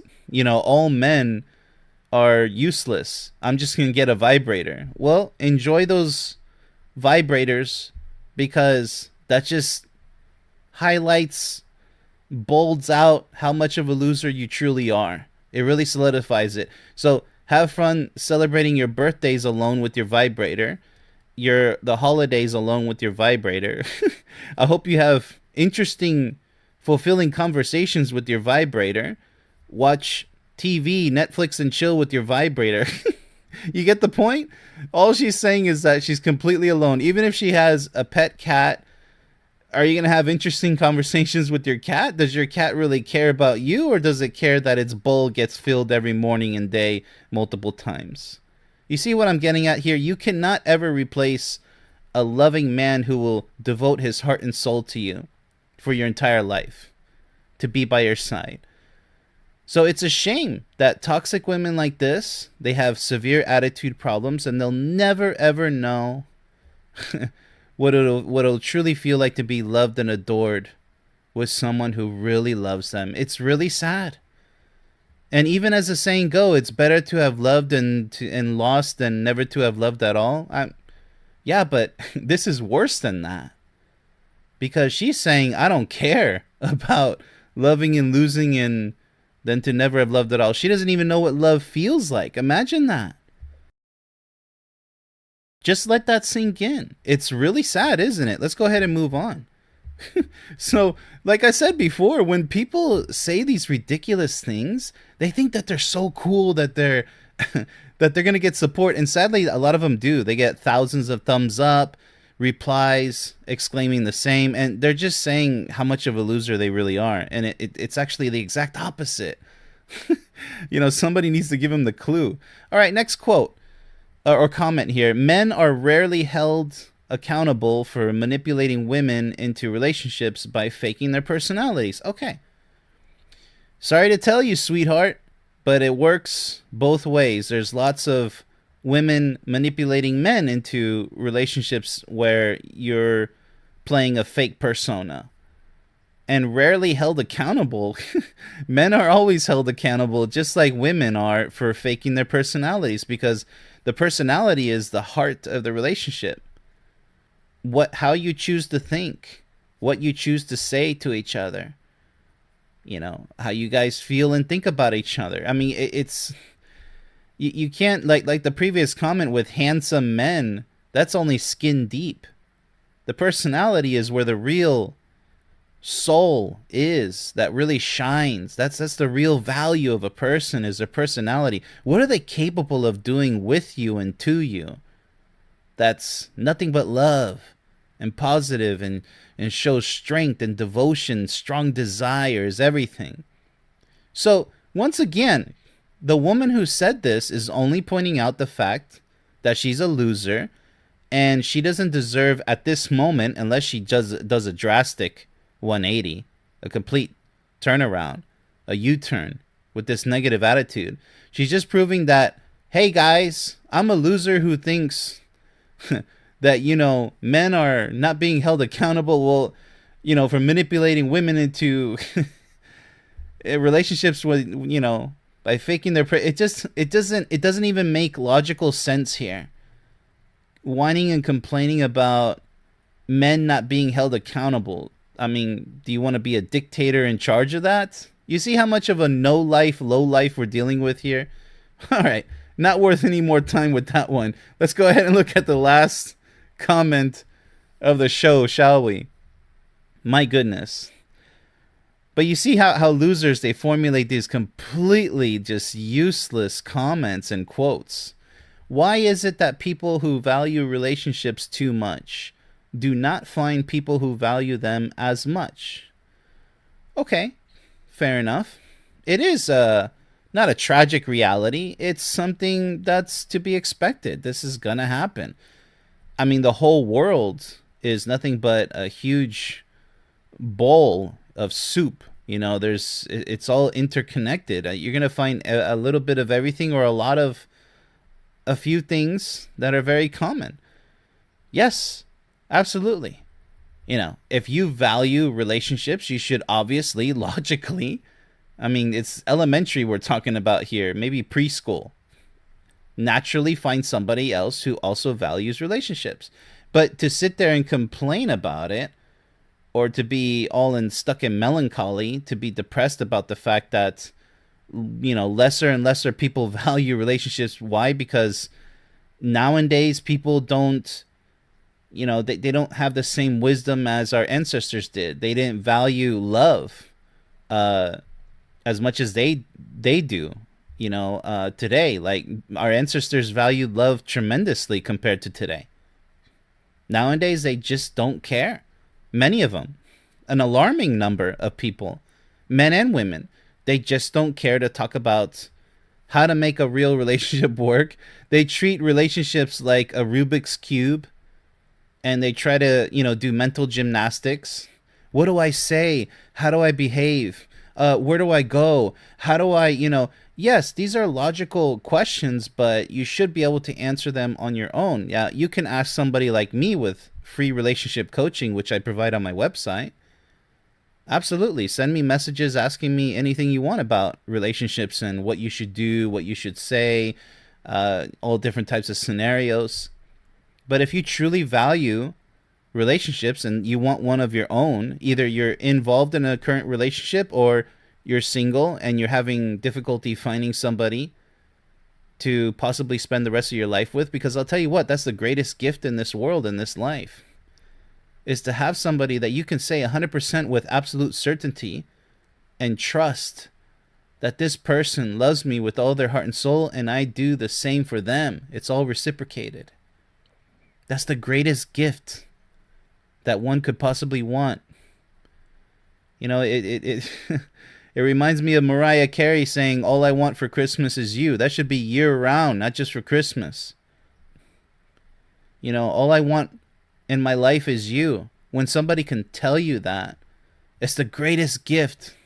That's why they call it the present, because it's happening now. You can unravel this gift every waking day of your life if you find the right person. And if you're struggling with your current relationship, it's not too late. Maybe it is too late and you have to cut it off because there is no hope. You're just with the toxic person. You guys are just too incompatible. Irreconcilable differences, whatever it may be. But if you have an ounce of hope, sometimes that ounce can multiply into some serious hope. So with that said, for this comment, yeah, it's not always that people who value relationships are going to find people who don't value. Of course, it's like a rose in the desert, but it doesn't have to be that extreme. And, if you're struggling to find someone where you live, if you're single, then that just means that maybe that's not the right place for you. You have to move cities, move states, or move countries, or move continents. But you got to do it for yourself. And if you say, but my job, but my house, but my car, and I don't know, you got to figure that out, because how important is love in your life? Because if you turn your back on that deep desire to be happy forever, because true love is the only path to true happiness. Anybody who says otherwise is lying to themselves. But if that's what you really want, you have to do what it takes in order to achieve that only state of happiness that exists. When people say they're happy living alone, they're lying. And the sad thing is they know they're lying to themselves and to the world. And they know other people who do the same are going to agree with them. And that's how that saying that, oh no, I'm happy and, living alone, I don't need anybody. That's how people live miserable lives. Many of them cry themselves to sleep, and many of them live in this kind of trance of loneliness and misery. This man won't text me back or answer my calls. Should I show up at his house with flowers, a card, and food? Fellas, y'all know it best. Tell me what to do about this. No. What are you thinking? You don't just show up at somebody's house. Even if you guys have been texting back and forth, there's probably a reason why he hasn't answered you. You gotta chill out. So that's my advice for this lady here. I mean, not getting a text. People are just freaking out too much over technology. Whatever happened to the good old days of giving them a call, and if they don't answer, well, wait till they call back. Unless you guys are officially together, you should pretty much leave it at that, unless you suspect the other person might be in some type of danger. But it's pretty much a no-brainer. This type of anxiety, nervousness, fear and doubt, perhaps, it just doesn't do anybody good. You're in an unconfirmed situation. But she's specifically asking, borderline stalking territory here. Borderline, not quite, obviously. Should I show up at his house with... No. Don't do that. Whether you're a guy or a lady, don't do this. All right, so she's asking men what to do about this. Just be patient. You guys are just texting. And yeah, worst case scenario, he moved on and he ghosted you. Be prepared for that, because that exists today, unfortunately. And that's about all I can tell you, because, I mean, you're just going to make a bad situation worse. What if you show up at his house and he's with somebody else? And there they are smooching. So you're going to get angry? You want to throw a little fisticuffs? Get a little physical? It's just not going to happen. And either way you slice this, best case scenario, he eventually answers you back. Worst case scenario, you just got ghosted. Okay, let's go ahead and move on, because a bit of a no-brainer there. All right, but it still counts, because people get anxious. They overreact. It's easy. Single men, help the ladies. If we are interested in you, number 1, how should we approach you? Number 2, what should we avoid when approaching you? Okay, this is a really nice couple of questions here. Okay, how should we approach you?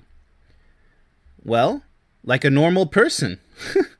Just go up to the guy you're interested in and say, "Hey, how's it going?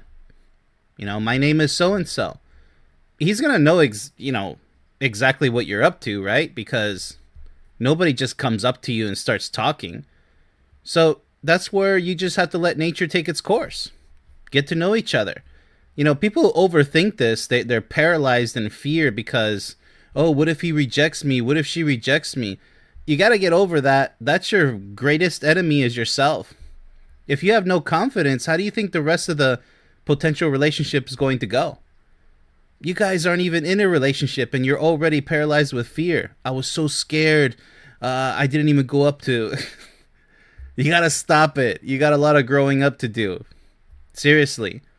All right, so that takes care of number one. Number two, what should we avoid when approaching you? Avoid not being yourself. You always have to be yourself. Don't try to, like, guys, they love to do this. Pick up lines, as cheesy as they are, or trying to play a persona, somebody they're not because somebody gave them bad relationship advice.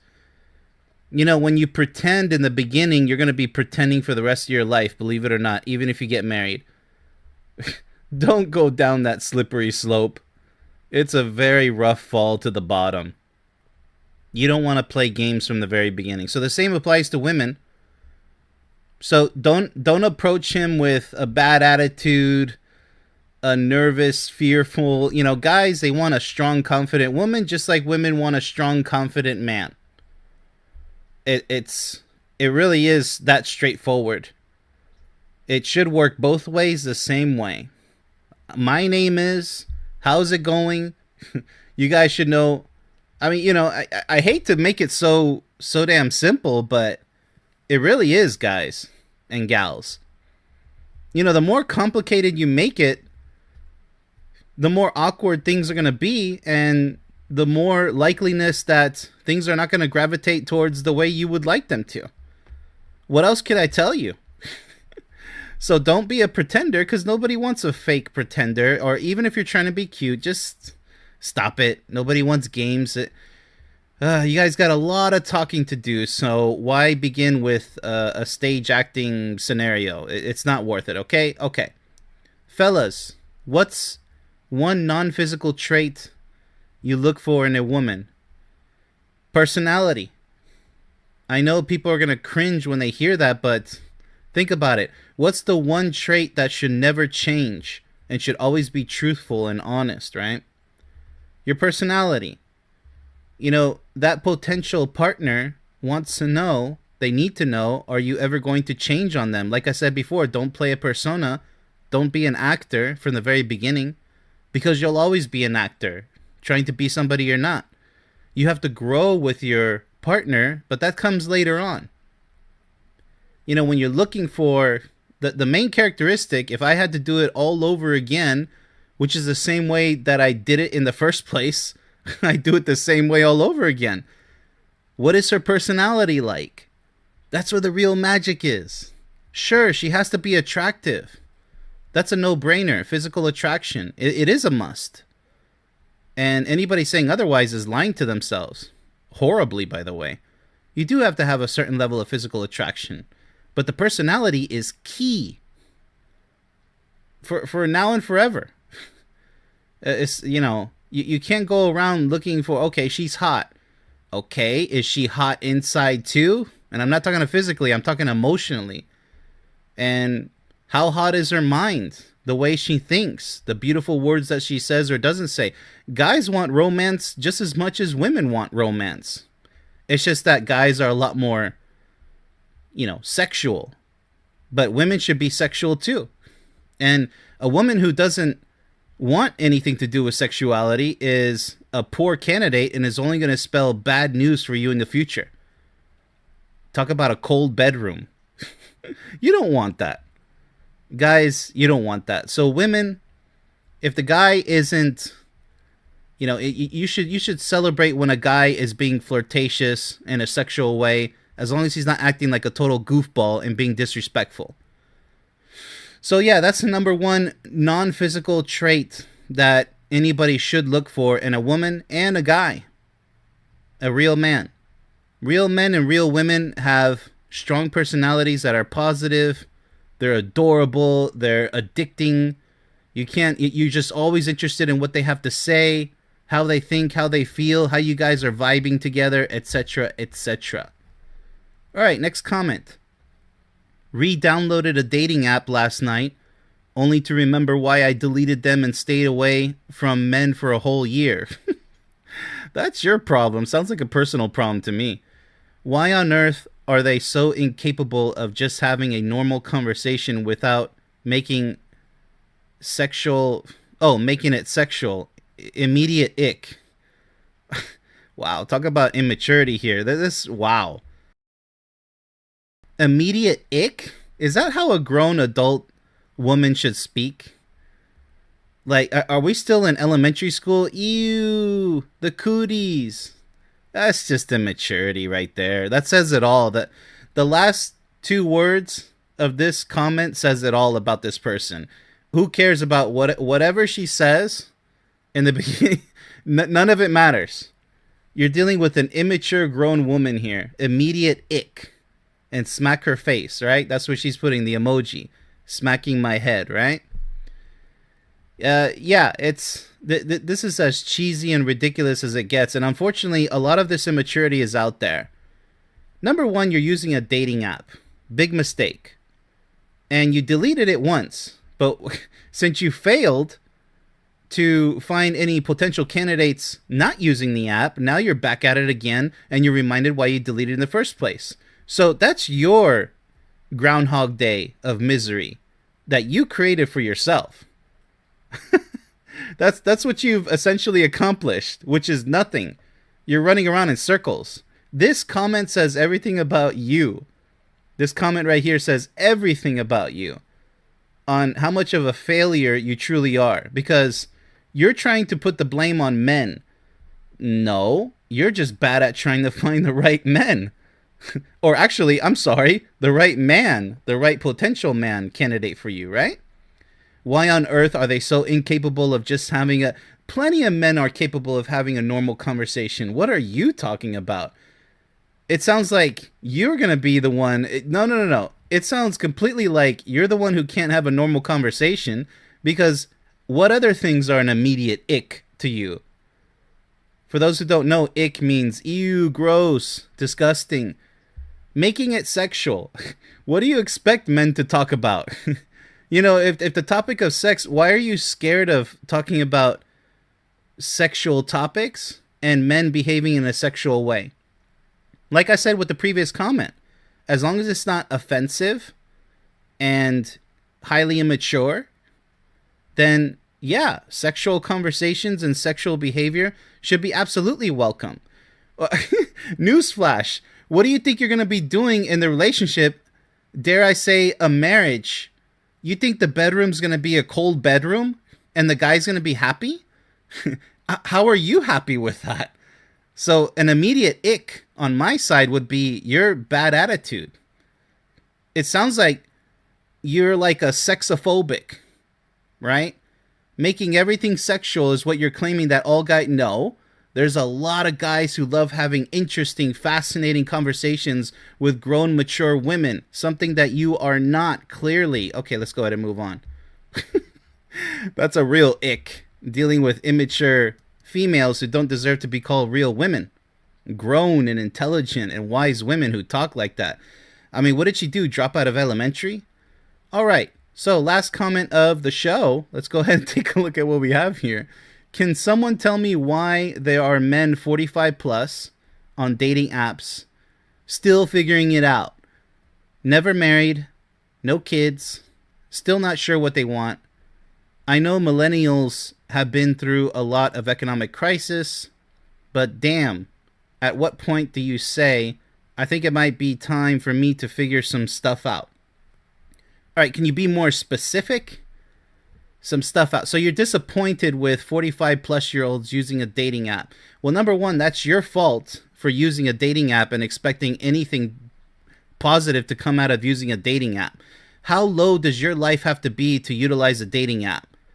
You know the level of desperation that you're just as guilty as those men using the dating apps. So what? You want them to be married and have kids, which makes everything that much more complex. There's plenty of men in that scenario, single fathers, and they're single mothers too, and still not sure what they want. Of course they don't know what they want. That's why they're using a dating app just like you, because you don't know what you want. Because if you knew what you wanted, you would have found a person already, and you wouldn't be here whining and complaining. You see how this works? So while you're competing in the Olympics of failures, because that's what you're really you won the gold medal already. You should might as well just call it quits. You can live at home with a vibrator and a cat. I mean, what's the alternative? Whine and complain about 45-plus-year-old men using dating apps. What are we talking about here? You see the lack of intelligence that we're dealing with these immature females. And, I'll go a little bit lighter on her. I'll call her a woman. These immature women here, like this one. And who cares about millennials and economic crises and damn, like, you're just taking it to a whole new level of cringe. You understand, young lady? That's what you're doing. It makes me laugh because all these ridiculous comments do is it's like a mirror. They're projecting it onto everybody else on social media they're literally exposing themselves as the sad, miserable people that they are, while trying to place the blame on all men or all women. Do you see the alarms go off there? Can you hear the church bells ringing? It's going to require a miracle to get these people to do a 180, a complete U-turn, and turn around the situation. To turn the situation around and actually do something positive in their miserable, sad situations. Literally a miracle. Now, it is possible that maybe it doesn't require a miracle, but you got to be very serious, because unfortunately a lot of these people are too far gone. They're going to be like, yeah, whatever. And they're not going to listen to anything I have to say, or their family and friends, co-workers, colleagues, strangers who give them some wise advice like what I'm doing now. They're not going to listen. So is she a hopeless case? Most likely. With an attitude like this, I think it might be time for me to figure some stuff out. Okay, you need to figure out your stuff. All right? That's the problem. Who cares about everybody else and if they figured it out yet? All that matters for men and women out there who are single is, what do you want? And have you figured it out for yourself? Everybody else can fail at life. What matters is that you win and you don't end up becoming a loser like the other people that you're complaining about. So don't end up becoming the very thing that you're complaining about, because you're sounding just like one of them. All right. I think we quite butchered that last comment there. I'll never understand 21-year-old kids trying to sleep with people in their 40s. Baby, I say this with love. Go to therapy. All right. Well, I say this with maturity. Grow up. Because, number one, that's what we're talking about here. A grown-up 21-year-old is not a kid. All right? You need to go to the dictionary to learn that lesson. A 21-year-old is an adult, okay? Hence 21. And whatever people choose to do in their 40s and in their early 20s, as early as that may be, it's called freedom. If they want to get with each other and have a relationship, that's their business. There's no need to go to therapy. The only person that sounds like they need therapy is, guess who? That's right, yourself. Because sounds like you have a severe attitude problem already. You said you'll never understand. It's not college level education here. This is very simple. Even a little kid, an actual kid, by the way, would be able to understand that two grown adults can do whatever they want. And they understand the concept of freedom. So the only person acting like a real kid here is yourself. If you really look at it, you'll never understand. I wonder what else you'll never understand. You know, it gets you to wonder. It gets you to imagine, you know, what else can this lady not understand? You know, to sleep with people in their 40s. Okay, so like I said many times in the show, this is just a direct reflection, a mirror, a self-image, right? So she's projecting. She's obviously upset that she doesn't have a partner in her life. Because if she does, she's obviously not happy, because happy people don't say things like this. Happy people are like, hey, whatever floats your boat, do what makes you happy. Whether you're 21 and 40 together, or heck, I know 20-year-olds, you know, in relationships with some 50-year-olds. Whatever floats their boat, but it's called freedom, and it's called being an adult and making your own decisions. So it takes two, right? You know, this is a classic case of ageism, which is discriminating older people and what they choose to do, or younger people and what they choose to do with their lives, just because of their age. So this lady doesn't know any of the circumstances. Maybe a 21-year-old fell in love with the 40-year-old, and the 40-year-old fell in love with the 20-year-old. Who can say that that's actually wrong? It's possible. It does happen. So, jealousy. It's showing big time here. Let's go ahead and move on to the next comment, shall we? Wow. You know, people just end up exposing themselves when they write ridiculous, immature things like that. Men think women are slow. Newsflash. We're smarter than you. Oh boy. Well, newsflash. Men and women, mature men and women, are both smart. And they don't go around acting ignorant like you, saying that one is smarter than the other. No. A mature man respects women and other men, and a mature woman respects men and other women. It's not that difficult to understand. So once again, we have an absolutely ignorant and very miserable person here saying this. So that's your news flash.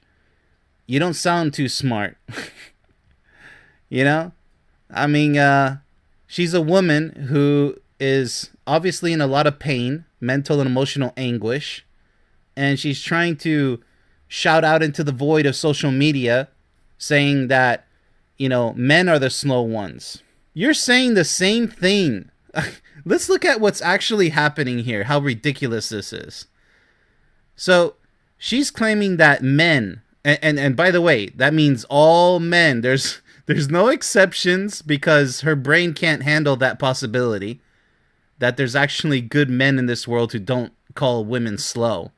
Mature, educated men, by the way, naturally educated. She can't comprehend that fact, that there are tons of great men in this world. So just because she got butt hurt, she got, you know, hurt by a toxic male, a toxic guy, now she's going to do the same thing that she's accusing supposedly men of doing. Understand? Now she became the very thing that triggered her in the first place. You understand how this works? I've said it in a previous episode, where when you say things like this, all men this, all women that, you're becoming the exact thing that you're complaining about. You have to take a look in the mirror and ask yourself, what am I accomplishing by saying these things? Obviously, nothing. So when you say stupid things like this, men this, what caused you to say that? A miserable life. Because if you were a happy woman, you wouldn't say things like this. And if you were an educated woman, by nature, by the way, just naturally living, you would be very observant and wise to notice that, hey, there are good men in this world. But you're not appreciative of that fact, because you're blinded by this fear, by this self-defeatist attitude. You fear trusting men again because you were burned by a toxic man. And so now you're just yelling into the void. You're coping. And that's all you're telling the public. And if you speak to people offline like this, you're embarrassing yourself as an uneducated, immature, and ignorant female. Because I really hesitate to call you a real woman. Because real women don't think like this. And real men don't bash women either with comments that are sexist, right? Let's go ahead and move on to our third comment. My goodness, it's just, you have to tear apart such individuals because, you know they're not going to learn their lesson because they're so ignorant. We're not in a men versus woman era. Okay, men versus women era. We're in an era where women are outdoing men within a system built by men. Really? That's rather quite sexist. For men, that's not true. And there are repercussions for that. Okay, all right. Yet another ignorant female. Let us go ahead and address this. All right, first of all, there was never a men versus women era. Did you know both men and women are born out of women? And without men, birth wouldn't be possible. Okay? So it takes two to tango. It takes two to create new life forms, right? New men and women. I can't believe I have to give you an elementary school biology lesson on how life works. So that means that there is never men versus women to begin with. Okay? Whether or not you believe Adam and Eve, the first people to ever exist, I don't care what you believe. There was no such thing, and there isn't such thing as men versus women. What there is toxic men, which I hesitate to call men, toxic males versus toxic females, who both do not deserve to be called real men and women. The fact is, there are good men and women, and there are toxic, bad men and women. All right, let's move on to the second part. We're in an era where women are outdoing men. Exactly how? Why would women want to outdo men in anything? The men don't want to outdo women. Men do what they do because that's what they want to do. And real, respectful, educated, loving women do the same. They do what they do because they want to do. They don't do it so, oh, I'm better than a man. You got an ego problem there. You might want to see a psychologist. You got some real problems there.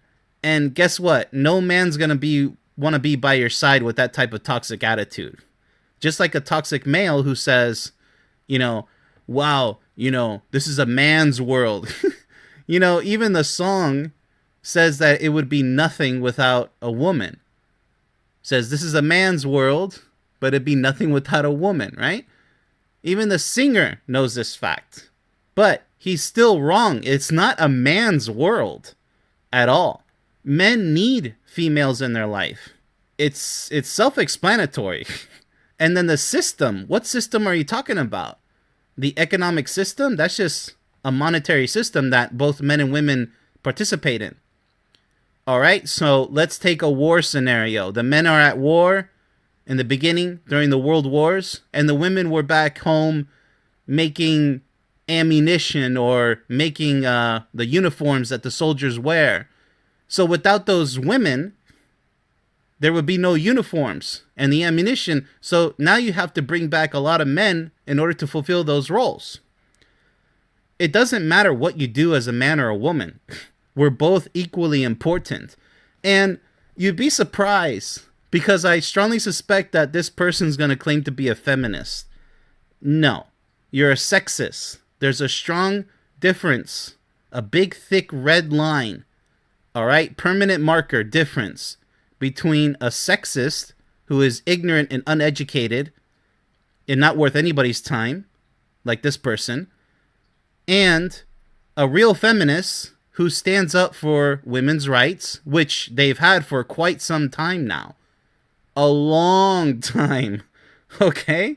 So Women and men they have always been equal for a very long time. Anybody who wants to dispute that is ignorant themselves. Okay? So, there's no more rights that women could possibly have. They've had the same rights as men for a very long time. Okay? So, built by men, wrong.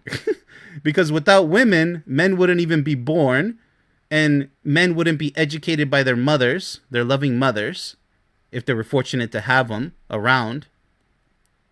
And they wouldn't have that desire to help build the system and maintain the system. All right? So, repercussions. What kind of repercussions are you describing?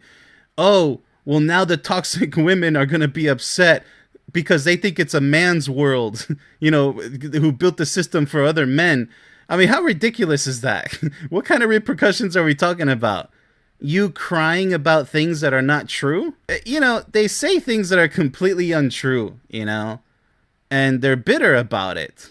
And that's just a sad, miserable, bitter life is what these people have in store for their futures. And nobody's going to be around that. They're going to live at home with a pet, lonely, cry themselves to sleep every night. Okay, let's move on. Women are no longer attracted to men.